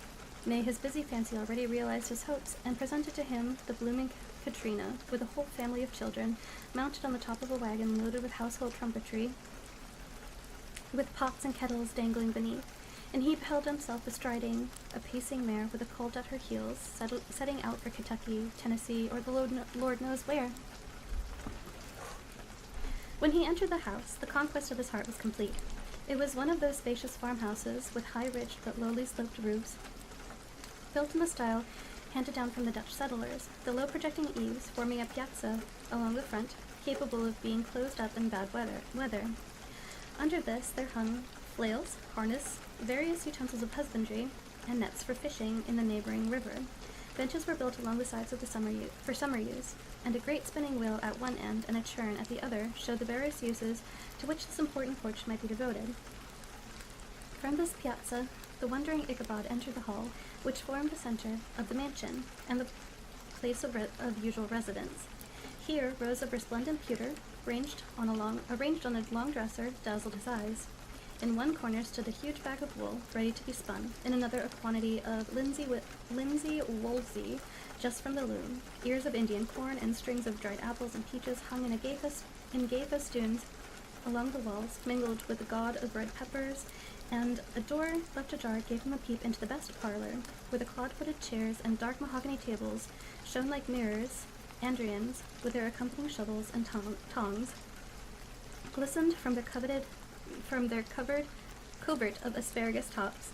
Mock oranges and conch shells decorated the mantelpiece. Strings of various colored bird eggs were suspended above it. A gray ostrich egg was hung from the center of the room, and a corner cupboard, knowingly left open, displayed immense treasures of old silver and well-mended china. From the moment Ichabod laid his eyes upon the regions of delight, the peace of his mind was at an end, and his only study was how to gain the affections of the peerless daughter of Van Tassel. In this enterprise, however, he had more real difficulties than generally fell to the lot of knight-errants of yore, who seldom had anything but giants, enchanters, fiery dragons, and such like easily conquered adversaries to contend with, and had to make his way merely through the gates of iron and brass and walls of adamant to the castle keep, where the lady of his heart was confined.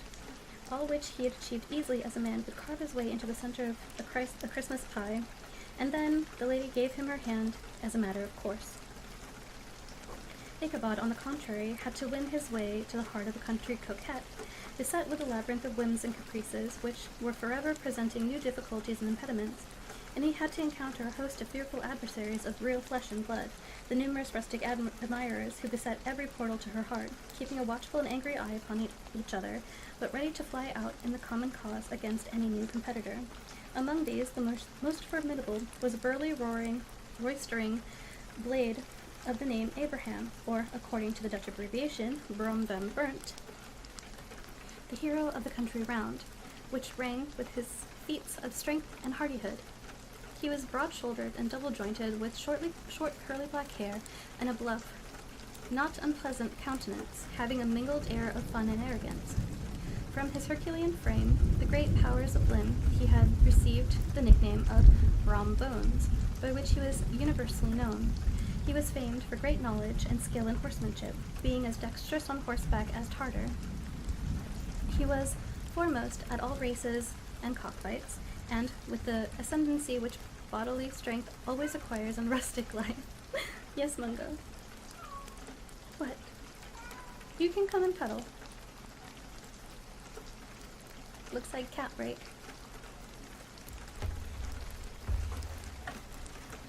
I don't think we're going to finish this one.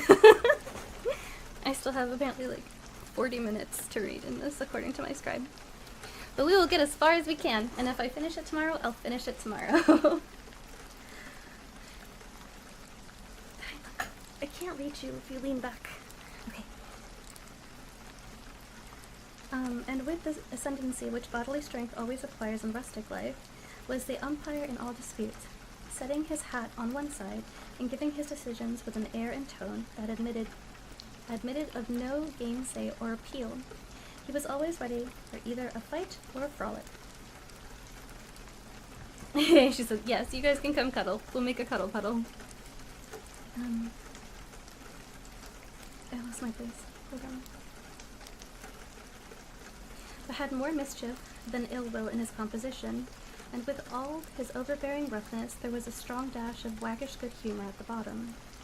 He had 3 or 4 boon companions who regarded him as their model, and at the head of whom he scoured the country, attending every scene or feud or merriment for miles around.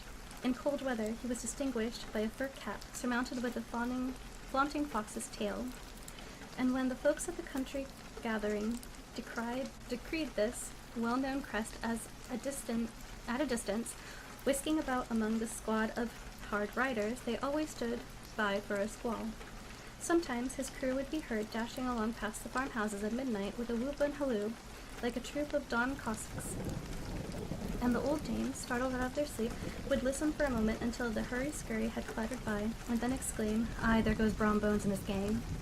The neighbors looked upon him with a mixture of awe, admiration, and goodwill, and, when any madcap prank or rustic brawl occurred in the vicinity, always shook their heads and warranted Brom Bones was at the bottom of it. This rantical hero had for some time singled out the blooming Caterina for the object of his uncouth gallantries, and though his amorous toyings were something like the gentle caresses and endearments of a bear, yet it was his whisper that she did not altogether discourage his hopes. Certain it is his advances were signals for rival candidates to retire, who felt no inclination to cross a lion in its amours, insomuch that when his horse was seen tied to Van Tassel's paling on a Sunday night, a sure sign that his master was courting, or, as it was termed, sparking within, all other suitors passed by in despair and carried the war into other quarters. Such was the formidable rival with whom Ichabod Crane had to contend, and considering all things, a stouter man than he would have shrunk from the competition, and a wiser man would have despaired. He had, however, a happy mixture of pliability and perseverance in his nature. He was in form and spirit like a supple jack, yielding but tough. Though he bent, he never broke, and though he bowed beneath the slightest pressure, yet, the moment it was away, jerk! He was erect, and carried his head as high as ever. To have taken the field openly against his rival would have been madness, for he was not a man to be thwarted in his amours, any more than that stormy lover, Achilles. Ichabod, therefore, made his advances in quiet and gently insinuating manner. Under the cover of his character of singing master, he made frequent visits at the farmhouse. Not that he had anything to apprehend from the meddlesome interference of parents, which is so often a stumbling block in the path of lovers. Walt Van Tassel was an easy, indulgent soul. He loved his daughter better than his pipe, and, like a reasonable man, an excellent father, he let her have her way in everything. His notable little wife, too, had enough to do to attend to her housekeeping and manage her poultry, for, as she sagely observed, ducks and geese are foolish things and must be looked after, but girls can take care of themselves. Thus, while the busy dame bustled about the house or plied her spinning wheel at one end of the piazza, honest Balt would sit smoking his evening pipe at the other, watching the achievements of the little wooden warrior who, armed with his sword in each hand, was most valiantly fighting the wind on the pinnacle of the barn.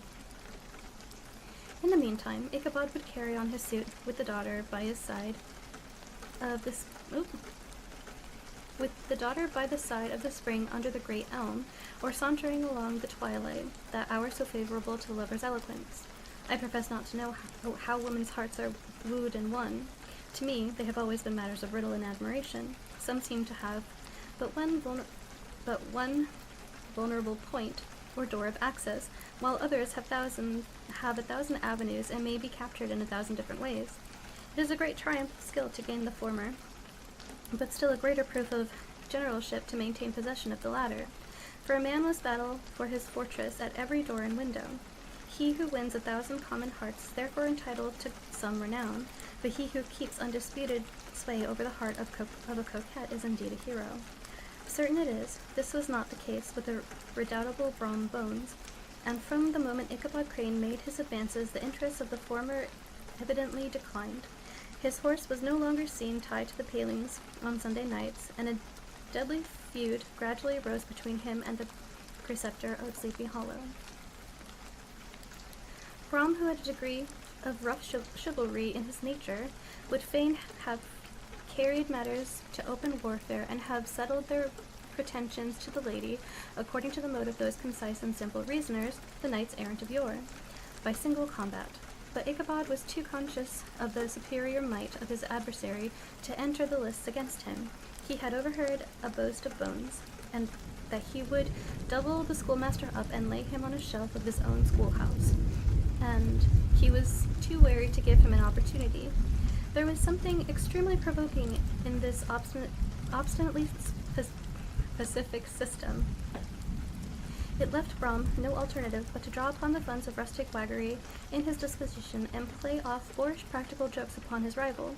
Ichabod became the object of whimsical persecution to Bones and his gang of rough riders. They harried his hitherto peaceful domains, smoked out his singing schoolhouse by stopping up the chimney, broke into the schoolhouse at night, in spite of its formidable fastenings of withen window stakes, and turned everything topsy-turvy so that the poor schoolmaster began to think that all the witches in the country held their meetings there. But, what was still more annoying, Brom took all opportunities of turning him to ridicule in the presence of his mistress, and had a scoundrel dog whom he taught to whine in the most ludicrous manner, and introduced as a rival of Ichabod's to instruct her in psalmody. In this way matters went on for some time, without producing any material effect on the relative situations of the contending powers.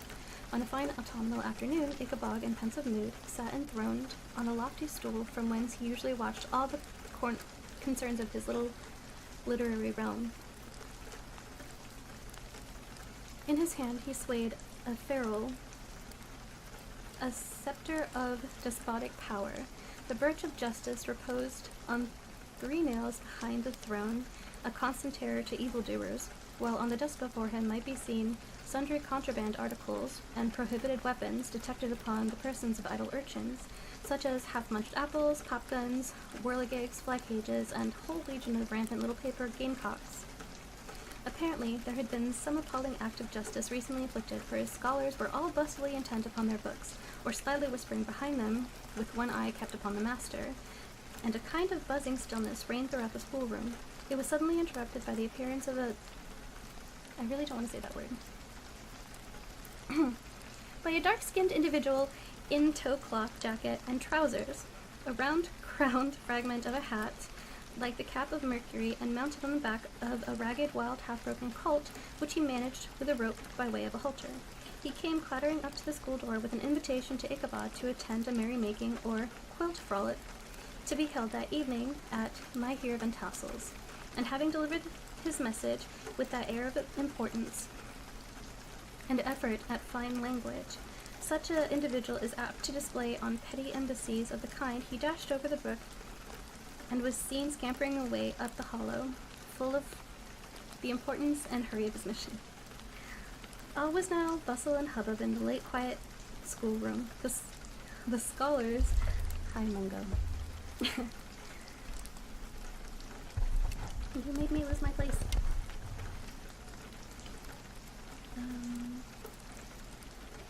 The scholars were hurried through their lessons without stopping at trifles. Who were nimble skipped over half-with impudity, and those who were tardy had a smart application now and then in the rear to quicken their speed or help them over the tall word. Books were flung aside without being put away on the shelves. Inkstands were overturned, benches thrown down, and the whole school was turned loose for an hour before the usual time, bursting forth like a legion of young imps, yelping and racketing about the green in joy at their early emancipation. The gallant Ichabod now spent at least an extra half-hour at his toilet, brushing and furbishing up his best, and indeed only suit of rusty black, and arranging his locks by a bit of broken-looking glass that hung upon the schoolhouse, that he might make his appearance before his mistress in the true style of a cavalier. He borrowed a horse from the farmer with whom he was domiciliated, a choleric old Dutchman. Mungo, don't you dare lay on the keyboard. Don't do it. Okay. A choleric old Dutchman of the name of Hans van Ripper, and thus, gallantly mounted, issued forth like a knight-errant in quest of adventures. But it is meet I should, in the untrue spirit of romantic story, give some account of the looks and equipment of my hero, and his steed. The animal he bestrode was a broken-down plough horse that had outlived almost everything but its viciousness. He was gaunt and shaggy, with a ewe-neck and a head like a hammer. His rusty mane and tail were tangled and knotted with burrs. One eye had lost its pupil and was glaring and spectral, but the other had a gleam of genuine devil in it. Still, he must have had fire and metal in his day, if we may judge from the name he bore of Gunpowder. He had, in fact, been a favorite steed of his master's, the choleric Van Ripper, who was a furious rider and had infused very probably, some of his own spirit into the animal, for, and old and broken down as he was, there was more of a lurking devil in him than in any young filly in the country. Ichabod was at a suitable figure for such a steed. He rode with short stirrups, which brought his knees nearly up to the pommel of the saddle. His sharp elbows stuck out like grasshoppers. He carried his whip perpendicularly in his hand, like a scepter, and his horse jogged on. The motion of his arms was not unlike the flapping of a pair of wings. A small wool hat rested atop his nose, for so his scanty strip of forehead might be called, and the skirts of his black coat fluttered out almost to the horsetail. Such was the appearance of Ichabod and his steed as they shambled out of the gate of Hans Van Ripper, and it was altogether such an apparition as is seldom to be met with the broad daylight.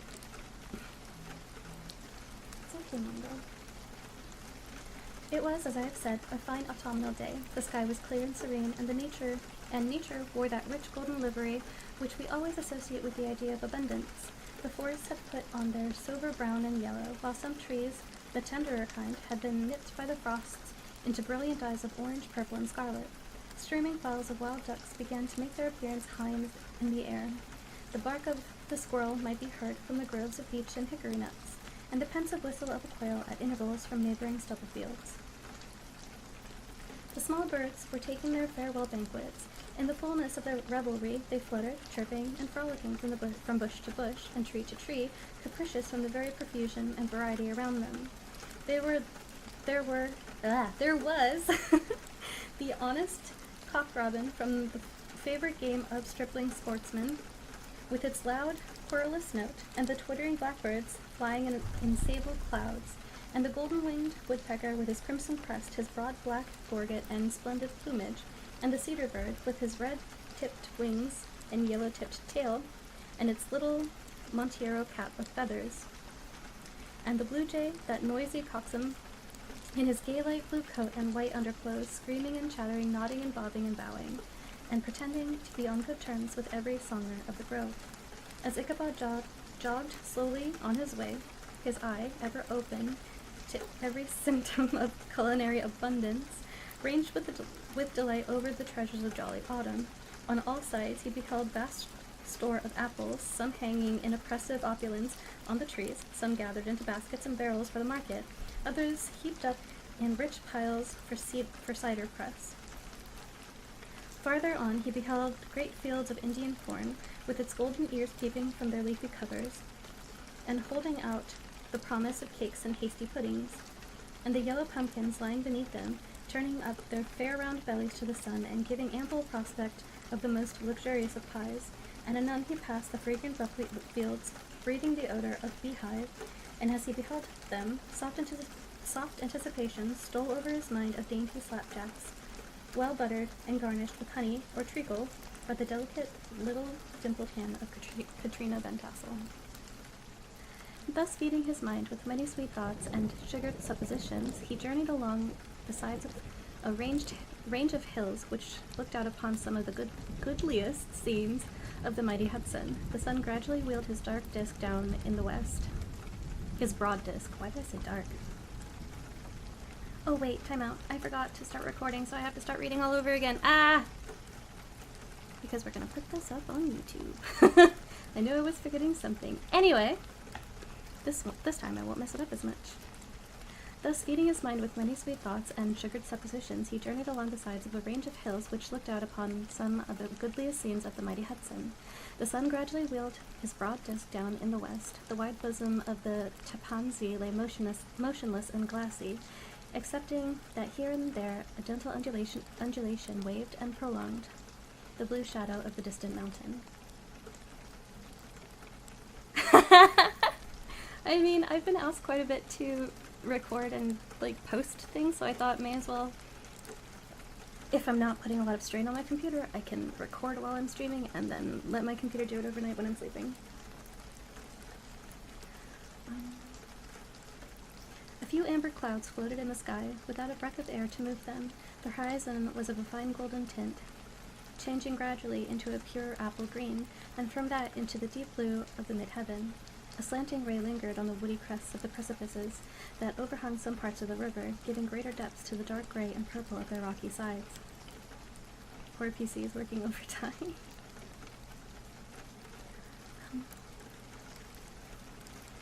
A sloop was loitering in the distance, dropping slowly down with the tide, her sail hanging uselessly against the mast, and as the reflection of the sky gleamed along the still water, it seemed as if the vessel was suspended in the air.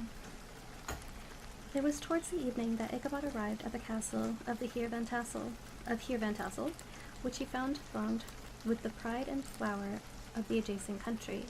old farmers, a spare leather-faced race, in homespun coats and breeches, blue stockings, huge shoes, and magnificent pewter buckles.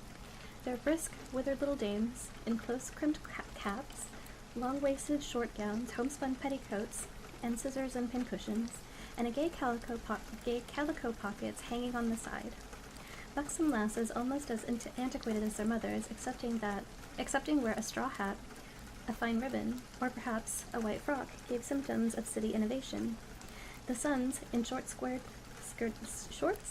skirted coats, with rows of stupendous brass buttons, and their hair generally hued in the fashion of the times, especially if they could procure an eelskin for the purpose, it being esteemed throughout the country as a potent nourisher and strengthener of the hair.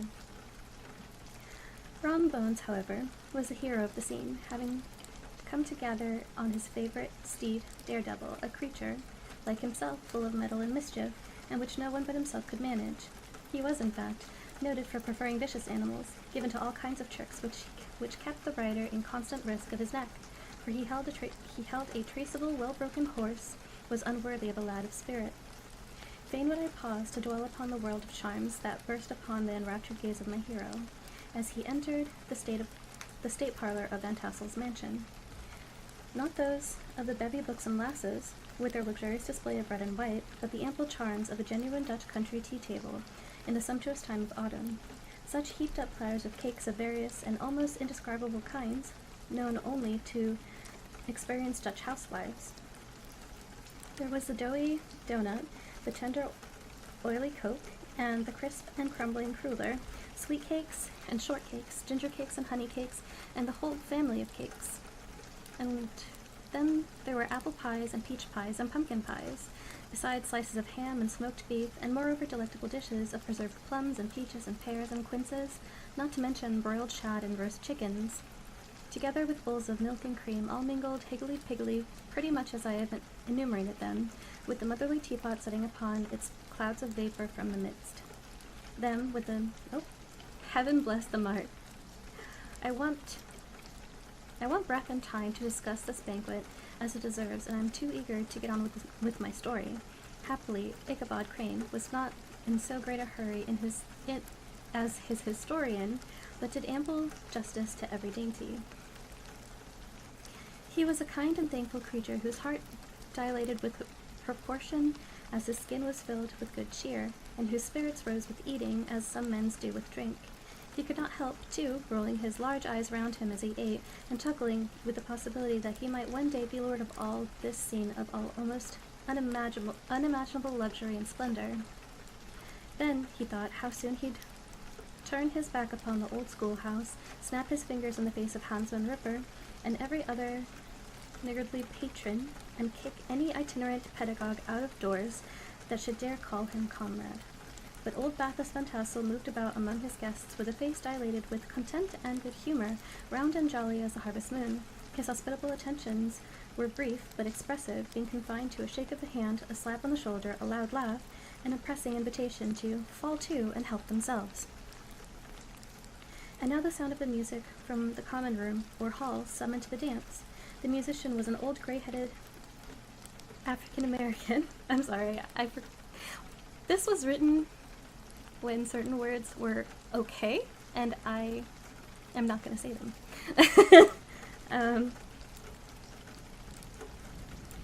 Anyway, this musician was an old gray-headed African-American who had been in the itinerant orchestra of the neighborhood for more than half a century.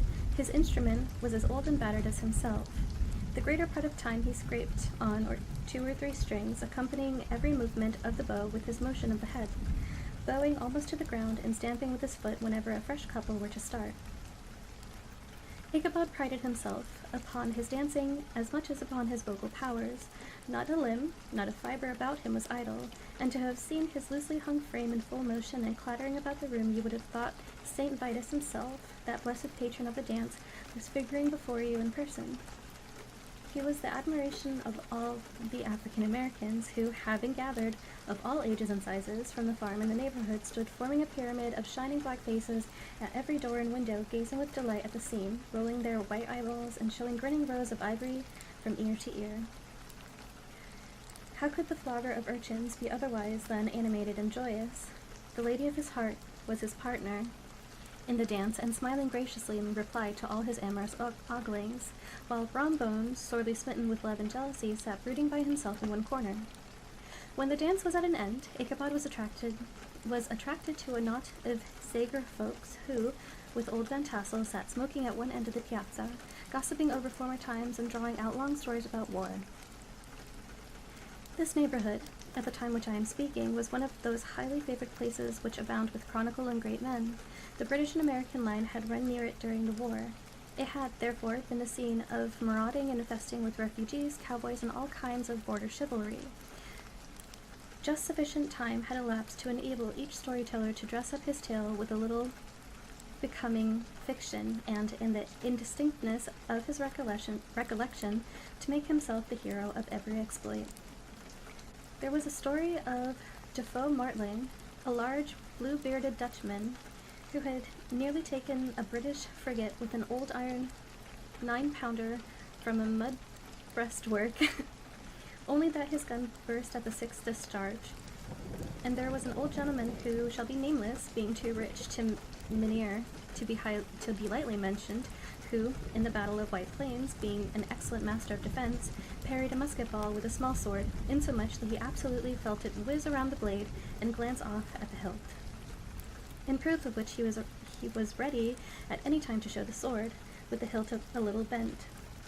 There were several more that had been equally great in the field, not one of whom but was persuaded that he had a considerable hand in bringing the war to happy termination. But all these were nothing to the tales of ghosts and apparitions that succeeded. The neighborhood is rich in legendary treasures of the kind, local tales and superstitions thriving best in these sheltered, long-settled retreats, but are trampled underfoot by the shifting throngs that forms the population of most of our country places. Besides, there is no encouragement for ghosts in most of our villages, for they have scarcely had time to finish their first nap and turn themselves in their graves before their surviving friends have traveled away from the neighborhood. So that, when they turn out at night to walk their rounds, they have no acquaintance left to call upon. This is perhaps the reason why we so seldom hear of ghosts except in our long-established Dutch communities. The immediate cause, however, of the prevalence of supernatural stories in these parts was doubtless owing to the vicinity of Sleepy Hollow. There was a contagion in the very air that blew from the haunted region. It breathed forth at an atmosphere of dreams and fancies infecting all the land. Several of the Sleepy Hollow people were present at Van Tassel's and, as usual, were doling out their wild and wonderful legends. Many dismal tales were told about funeral trains and mourning cries and wailings heard in the scene about the great tree where the unfortunate Major Andre was taken, and which stood in the neighborhood. Some mention was made of the woman in white that haunted the dark glen at Raven Rock, and was often heard to shriek on winter nights before a storm, having perished there in the snow. The chief part of these stories, however, turned upon the favorite spectre of Sleepy Hollow, the Headless Horseman, who had been heard several times of late patrolling the country, and, it is said, tethered his horse nightly among the graves in the churchyard. The sequestered situation of the church seems always to have made it a favorite haunt of troubled spirits. It stands on a knoll, surrounded by locust trees and lofty elms, among which its decent, whitewashed walls shine modestly forth, like Christian purity beaming through the shades of retirement. A gentle slope descends from it in a silver sheet of water, bordered by high trees, between which peeps may be caught at the blue hills of the Hudson.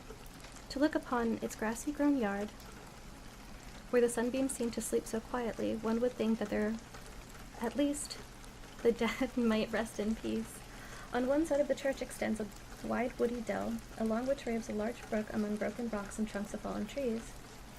Over a deep back part of the stream, not far from the church, was formerly thrown a wooden bridge, and the road that led to it, and the bridge itself, were thickly shaded by overhanging trees, which cast a gloom about it even in the daytime, but occasioned a fearful darkness at night. Such was one of the favorite haunts of the Headless Horseman, and the place where he most often frequented and was encountered. The tale was told of old Bower, a most heretical disbeliever in ghosts, how he met the horseman in returning from his foray in Sleepy Hollow, and was obliged to get up behind him, how they galloped over bush and brake, over hill and swamp, until they reached the bridge, when the horseman suddenly turned into a skeleton, threw old Bauer into the brook, and sprang away over the treetops with a clap of thunder.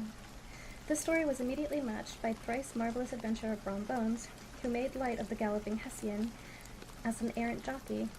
He affirmed that on returning one night from the neighboring village of Sing Sing, he had been overtaken by this midnight trooper, that he had offered to race him for a bowl of punch, and should have won it too, for Daredevil beat the goblin's horse at Hollow.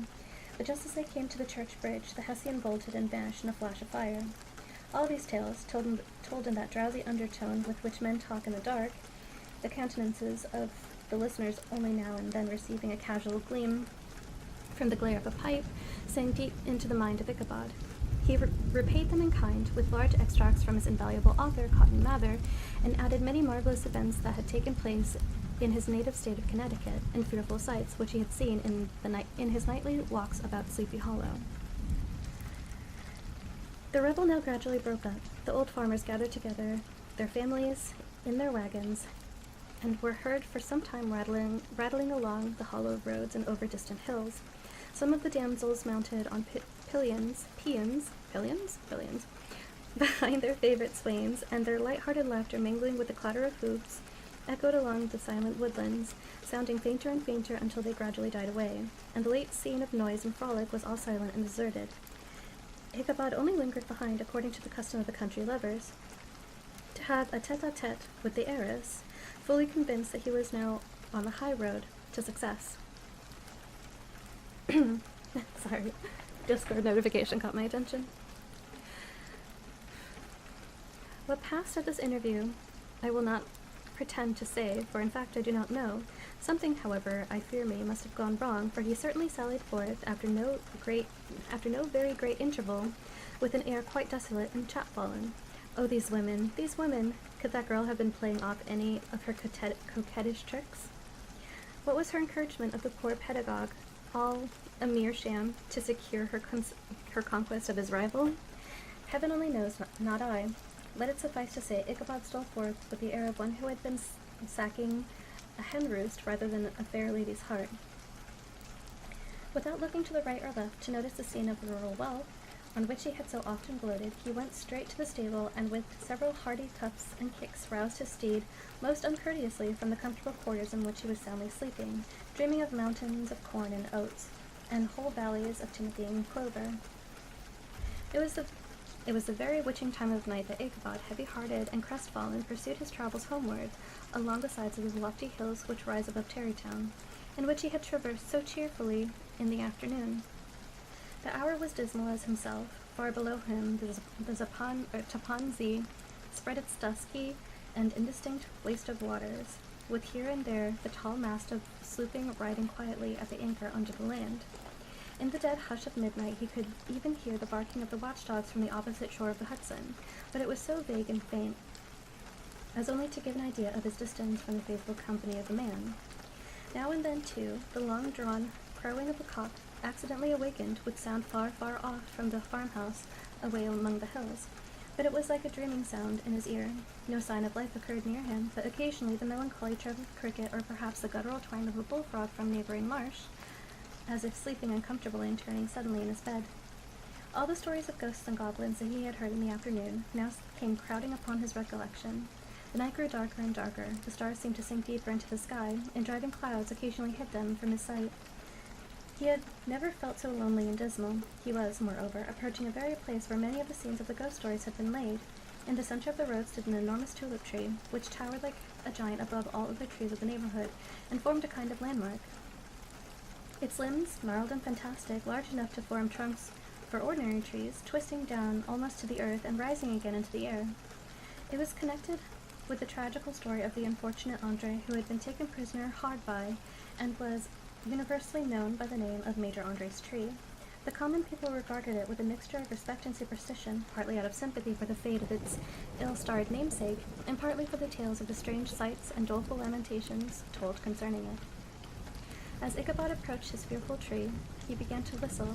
He thought his whistle was answered. It was but a blast, sweeping sharply through the dry branches. As he approached a little nearer, he thought he saw something white, hanging in the midst of the tree.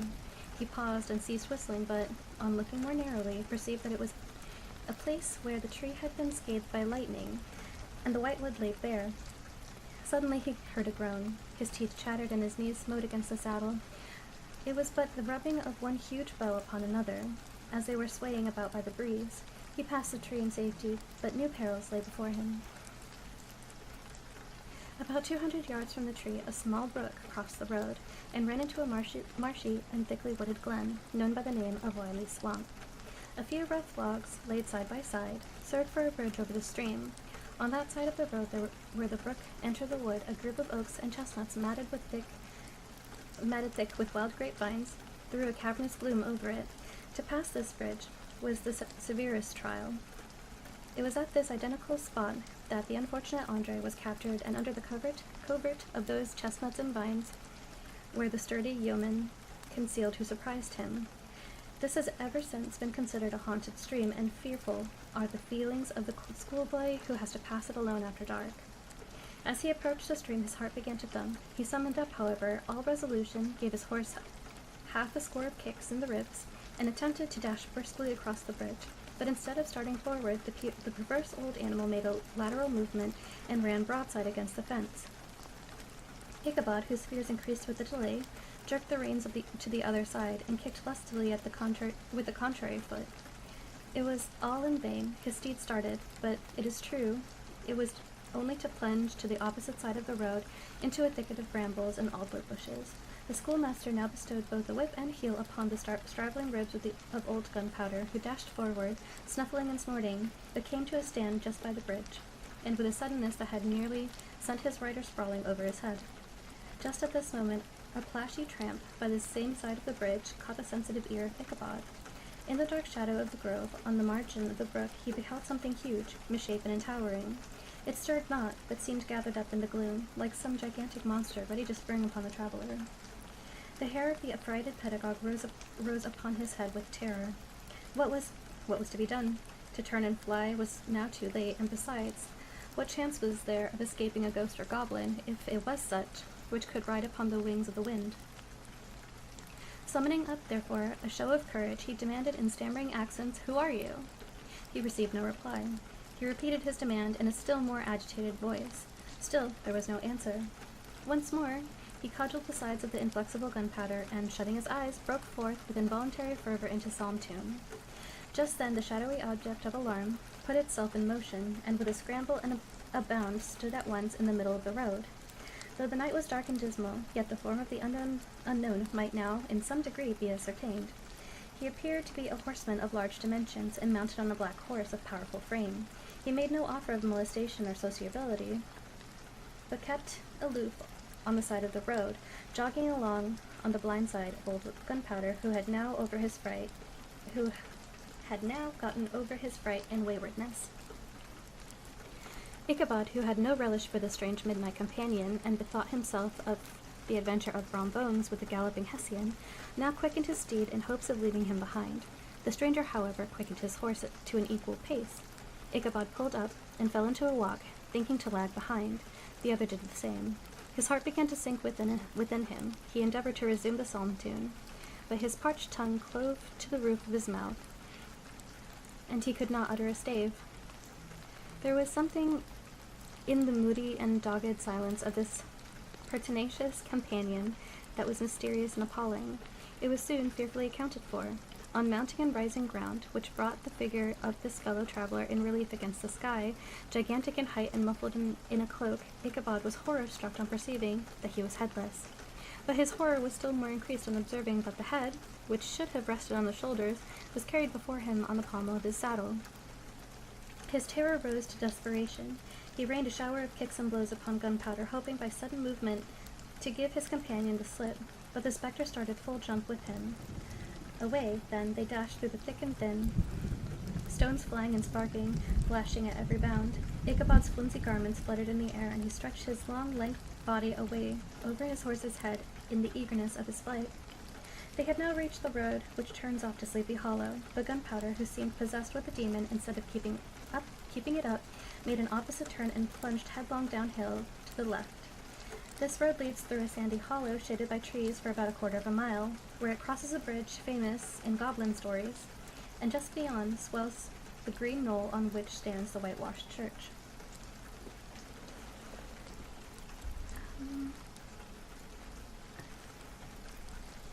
As yet, the panic of the steed had given his unskillful rider an apparent advantage in the chase, but just as he had got halfway through the hollow, the girths of the saddle gave way, and he felt it slipping from under him. He seized it by the pommel and endeavored to hold it firm, but in vain, and had just time to save himself by clasping old Gunpowder around the neck when the saddle fell to the earth, and he heard it trampled underfoot by his pursuer.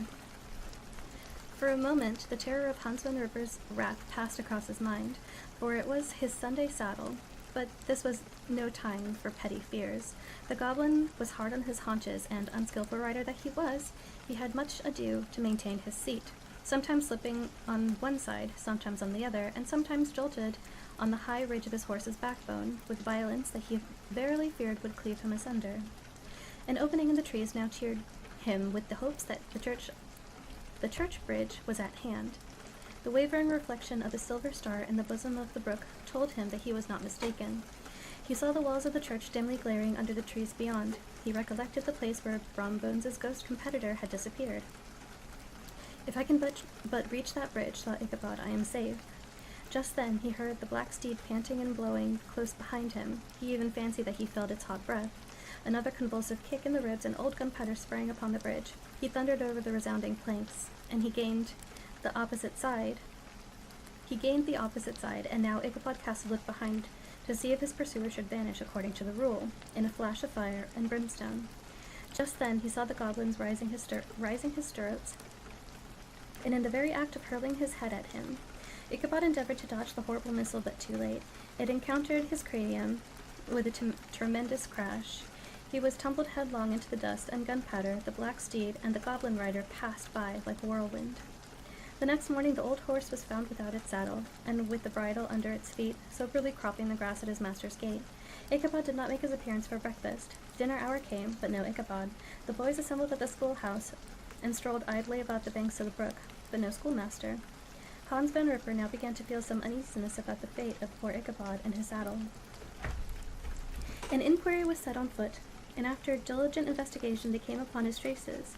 In one part of the road leading to the church was found the saddle trampled in the dirt, the tracks of the horse's hooves deeply dented in the road, and evidently at furious speed, were traced to the bridge, beyond which the bank of a broad part of the brook, where the water ran deep and black, was found the hat of the unfortunate Ichabod, and close beside it a shattered pumpkin.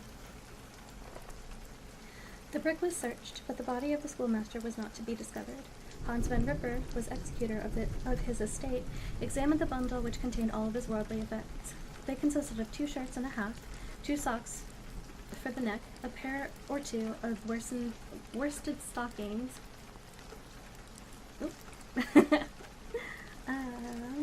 an old pair of corduroy small clothes, a rusty razor, a book of psalm tunes full of dog ears, and a broken pitch pipe.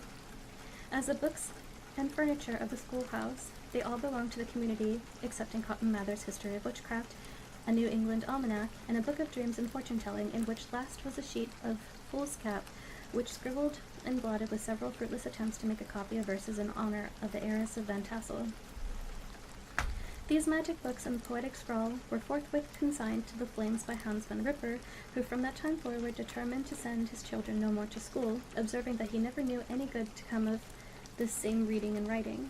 Whatever money the schoolmaster possessed, and had received his quarter's pay but a day or 2 before, he must have had about his person at the time of his disappearance. The mysterious event caused much speculation at the church on the following Sunday. Knots of gazers and gossips were collected at the churchyard, at the bridge, and at the spot where the hat and pumpkin had been found. The stories of brewer of bones, and a whole budget of others were called to mind, and when they still had diligently considered them all, and compared them with the symptoms of the present case, they shook their heads and came to the conclusion that Ichabod had been carried off by the galloping Hessian. As he was a bachelor, and in nobody's debt, nobody troubled his head any more about him. The school was removed to a different quarter of the hollow, and another pedagogue reigned in its head. It is true, an old farmer who had been down to New York on a visit several years after, and from whom this account of the ghostly adventure was received, brought home the intelligence that Ichabod Crane was still alive, that he had left the neighborhood partly through fear out of the goblin and Huntsman River, and partly in mortification that, having been suddenly dismissed by the heiress, that he had changed his quarters to a distant part of the country, had kept school and studied law at the same time, had been admitted to the bar, turned politician, electioneered, written for the newspaper, and finally been made a justice of the 10-pound court. Brom Bones, too, who, shortly after his rival's disappearance, conducted the blooming Katrina in triumph to the altar, was observed to look exceedingly knowing whether the story of Ichabod was related,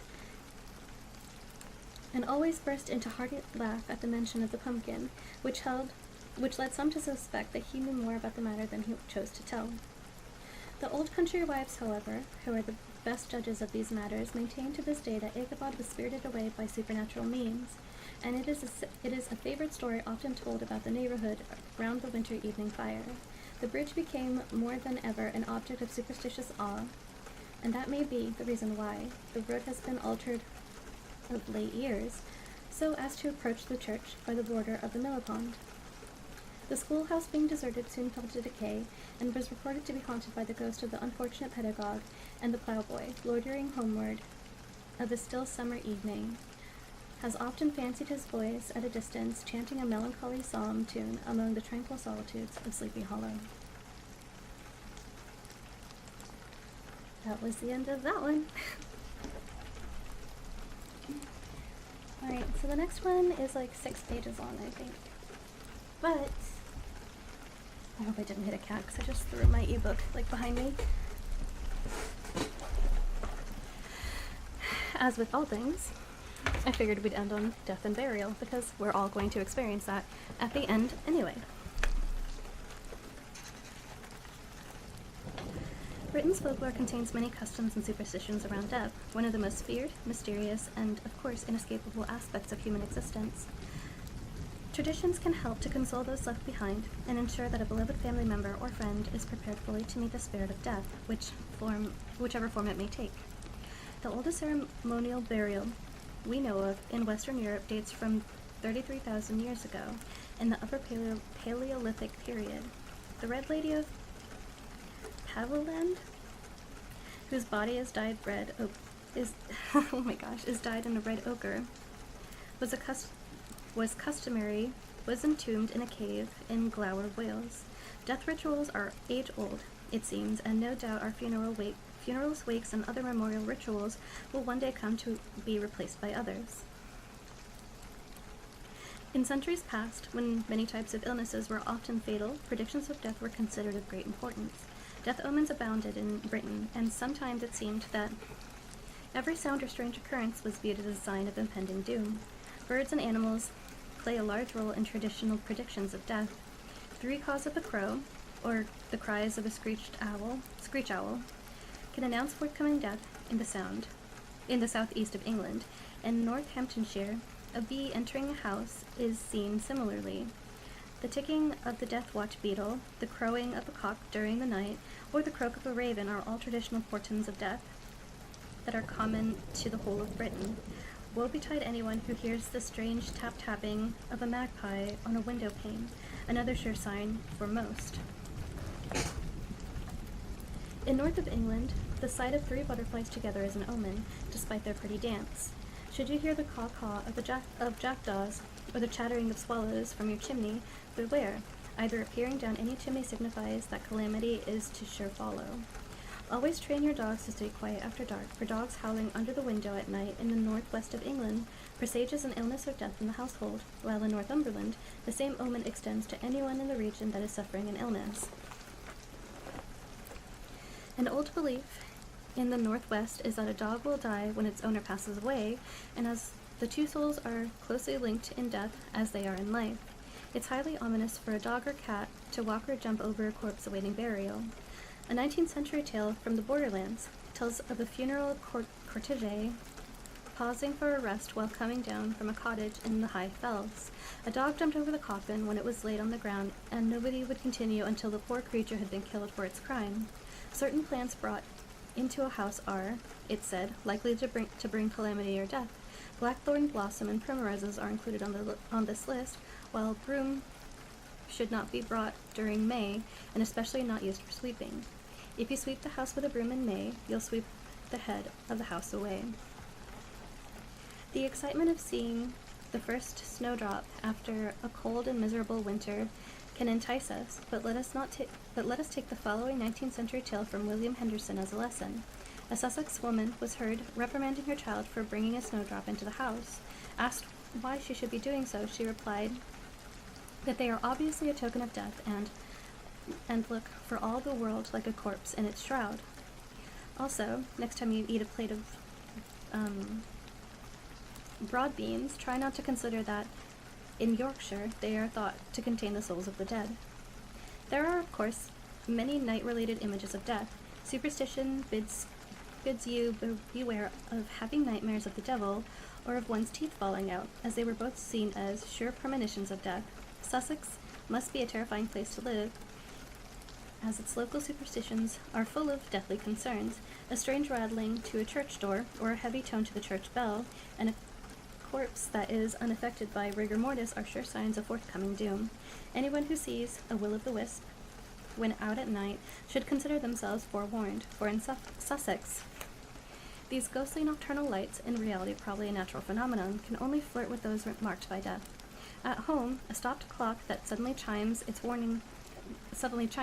warning to all, as is the breaking of a mirror. The latter seen as bad luck in most parts of the world. Seating 13 people around a table is said to ensure that one guest will die before the dawn of the new year. So do be careful in making dinner plans.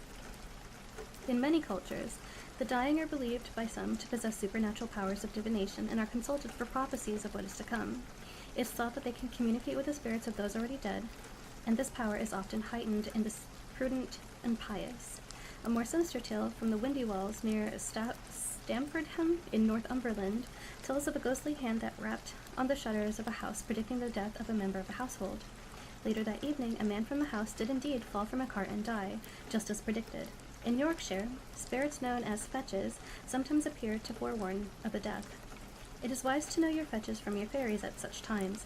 According to superstition, people born in the twilight hours or at midnight exactly are most adept at seeing spirits and are often able to predict who is soon to die. According to the Yorkshire tradition, there is a way for anyone to find out if they will die that year. At midnight, go into the barn carrying some chaff and throw open the doors. Begin to recite a riddle, any sort will do. If you are destined to die within the year, you will see a ghostly apparition of two bearers carrying a coffin appear between the open doors. However, Northumbrian tradition describes a different method. First, take the straw from the mattress or bed where someone has died and burn it. Look for a footprint in the ashes and measure the family's feet against this mark, and, a macabre Cinderella touch, whoever's foot matches the imprint will be the next to die. On St. Mark's Eve, the 24th of April, the ashes from the usual household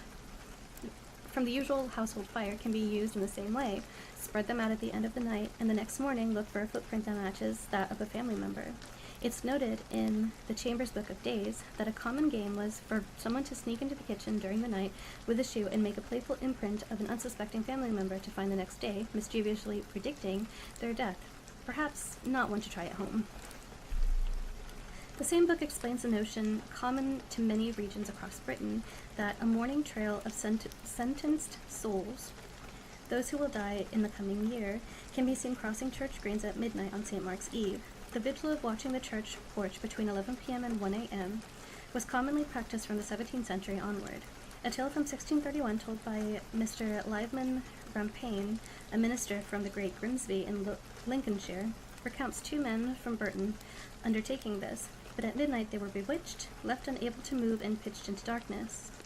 Soon, by the glow of invisible torches, they watched as the minister processed into the church, followed by one of their very own neighbors, who was trussed up in a shroud. The shadowy figures entered the church, and doors slammed shut behind them. The two men outside could hear from within the mutterings of a funeral service, then the rattling of bones, and lastly, the shoveling of earth into a grave. After the ghostly service was done, the same thing occurred 5 more times, until the apparition halted and the moon shone once more brightly in the sky. Both men were so terrified by the ordeal that they were struck down with illness the next day. Ominously, the tale concludes, all of the deaths they saw came to pass within the year. Traditional superstitions are not limited to those predicting death, but also include those intended to ward off death and danger in many ways. While white pigeons serve as a portent of death, in Hull, it is said to be impossible for someone to die on a mattress or pillow containing pigeon feathers in both Cumbria and Northumberland. Let's go, earthquake and hurricane. Are you okay? Are you having another earthquake? Hi, Hunter, how are you? Thank you for the lurk, I appreciate it. Oh my goodness, you need to get out of California. In fact, a bag of feathers was often put purposefully into the pillow under the head of a dying person to keep their spirit from leaving their body, especially if waiting for someone to arrive to say their goodbyes. Be warned, though, in the 19th century, the use of pigeon feathers to ward off the inevitable was sometimes said then to cause painful lingering death. Just as superstition believed a birth could only happen when the tide was coming in, there was a comparable belief that a death could only occur when it is going out, and so those that held on might live to see another day. In Helsden, near Hartlepool, there are records from the 16th century showing that this belief was held so strongly that the tide was recorded on the parish register when noting each death in the region. Many customs were observed in the event of a death. Often in the past, the corpse was kept in the house before burial, and the relatives would wash the family member and lay them out. This is not so common today, as undertakers often take care of these rituals instead of the family members. A custom from the lowlands of Scotland in the 19th century was seining, the blessing of a corpse, which was undertaken at home. William Henderson gives a full account of this practice in his notes on the folklore of the northern counties of England and the borders, summarized as follows. The eldest woman present would light a candle and pass it about the deceased 3 times. This candle should be sourced from a witch, a wizard, or one who can see into the future. Some say the candle should be made from the fat of a murderer or a vanquished enemy. The woman would then scoop 3 handfuls of salt onto a plate and lay it on its chest, and place 3 empty bowls called tomb near the fire, as it was thought that the soul was like a flame and would flitter around the hearth just after death. In the western lowlands, a variation was that these empty bowls would be placed on a table so that the attendees could place their hands within them as they told fortunes. Perhaps unsurprisingly, it is said that for the corpse to sit up and frown was a bad omen for the one with their hand currently in the bowl. Everyone would then leave the room and then return backwards, citing this rhyme of seining.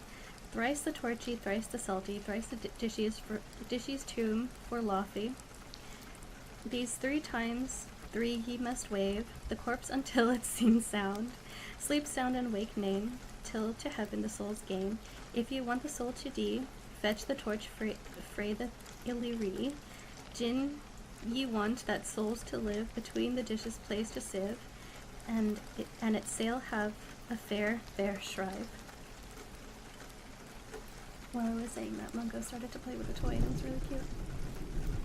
Continuing, Henderson describes how the ceremony is called dishaloof, and if a sieve is placed on the chest, all try to place their hands on it, and the one who manages it will help the soul most. Although it's an ill omen for the soul if no one manages to place their hands in sieve, at this point, the windows are opened. Rhymes are sung throughout the night, and candles should be kept alight throughout, and a meal of bread, cheese, and spirits shared among them, while a game of cards is often played on the coffin itself. After this, the corpse is never left alone until burial, and is watched over by family and friends, called a sitting, during daylight hours, and like-wake after dark. It is said that everyone present should touch the corpse at least once to banish nightmares and ward off evil, and it is customary for any visitors to the house in Durham to do similar, to show no hard feelings towards the dead, and this is thought by some to originate from the belief that any murdered corpse would bleed at the touch of the perpetrator. Henderson goes on to describe how similar like-wakes are upheld in Wales, the Isles of Man, Somerset, and Cornwall. He tells that at one lie-wake, a game of hide-and-seek was played, where a group of youngsters removed a corpse from the coffin. so one of them could hide within. The boy was later found dead, and the corpse nowhere to be found, so was thought to have been taken by the fairies. In the 16th century, Bishop Boise ordered that such practices should be halted and charged curates around the west of England to make sure that they didn't take place. Other customs associated with light wakes included covering mirrors and stopping clocks, a practice that crops up in other cultures and religions. It is said that mirrors were shrouded to show that all beauty and vanity has ceased with the passing, and clocks too are covered to show that time shared with the loved one is no more. In other regions, people say it was so that the departed soul would not get trapped inside them, and it's an old belief that it's bad luck to break a mirror since the soul is contained within. In both Devon and Warwickshire, it's said that if you look into a mirror in the room where a death occurred, you will see the deceased over your shoulder, looking back at you. Mirrors are removed from this room to avoid that. On the way to the funeral, it's seen as good luck to carry the dead clockwise around the church before entering, which is in the direction of the sun, since to go against this is often seen as wishing bad luck or having evil intentions. In North Wales, a corpse must always travel to the church on the right-hand side of pathways and roads and enter in Northgate. Accounts exist from as early as the 13th century that mention ancient pathways dedicated to corpse carrying. Some traditional corpse roads crossed what became private land and farms, but angry mobs were reported to have often forced their way through in order to carry the dead along these traditional corpse roads, also known as fire balks and leechways. The usual highways and roads of villages and towns was seen as unacceptable for transporting the corpse, and it's recorded that men used to pinch at such pathways, leaving the land and trying to keep them as a part of their own private property. It's said that after a funeral, a grave should never be left open on Sunday, or another death will occur within the week. In Hampshire, it was traditional to offer maidens' garlands at the funeral of any young virgin with unblemished character. These were white linen or paper garlands, with 5 paper gauntlets as a symbol of their purity. Garlands dating as far back as 1716 still hang at Abbott's Ann, near Andover today. The transition into death is steeped heavily in folklore, and a huge effort is made in paying respect to the deceased. This makes it all the more strange that in Britain there are surprisingly few traditional customs to remember the dead in the years after their passing. These are usually restricted to leaving offerings of flowers at their grave sites and lighting candles in their memory, particularly on the night of All Hallows' Eve, Halloween or All Saints' Nights, when the dead are remembered collectively. Superstitions seem to support how easily the dead are forgotten. Cornish folklore, for example, tells that portraits of the dead are thought to fade. What the dead do leave behind, however, is often used in macabre ways. In Gloucestershire, parish clerks were infamous for squirreling away old coffins and handles found in churchyards, which would later be made into rings worn on the fingers to rid the bearer of cramp. And as I finish, Mungo starts crying. But yeah, as I said, it was going to be a short stream today. We were just going to finish The Legend of Sleepy Hollow and then finish this short story about death and burial in British folklore, and I'm going to call it a night. If there's anything that you guys would like me to read or any suggestions for future streams, you can always join the Discord and leave a message with it, or just message me on Discord. Rather easy. But that being said, I'm going to call it a night. Thank you so much for stopping by, and I hope you guys have a great night.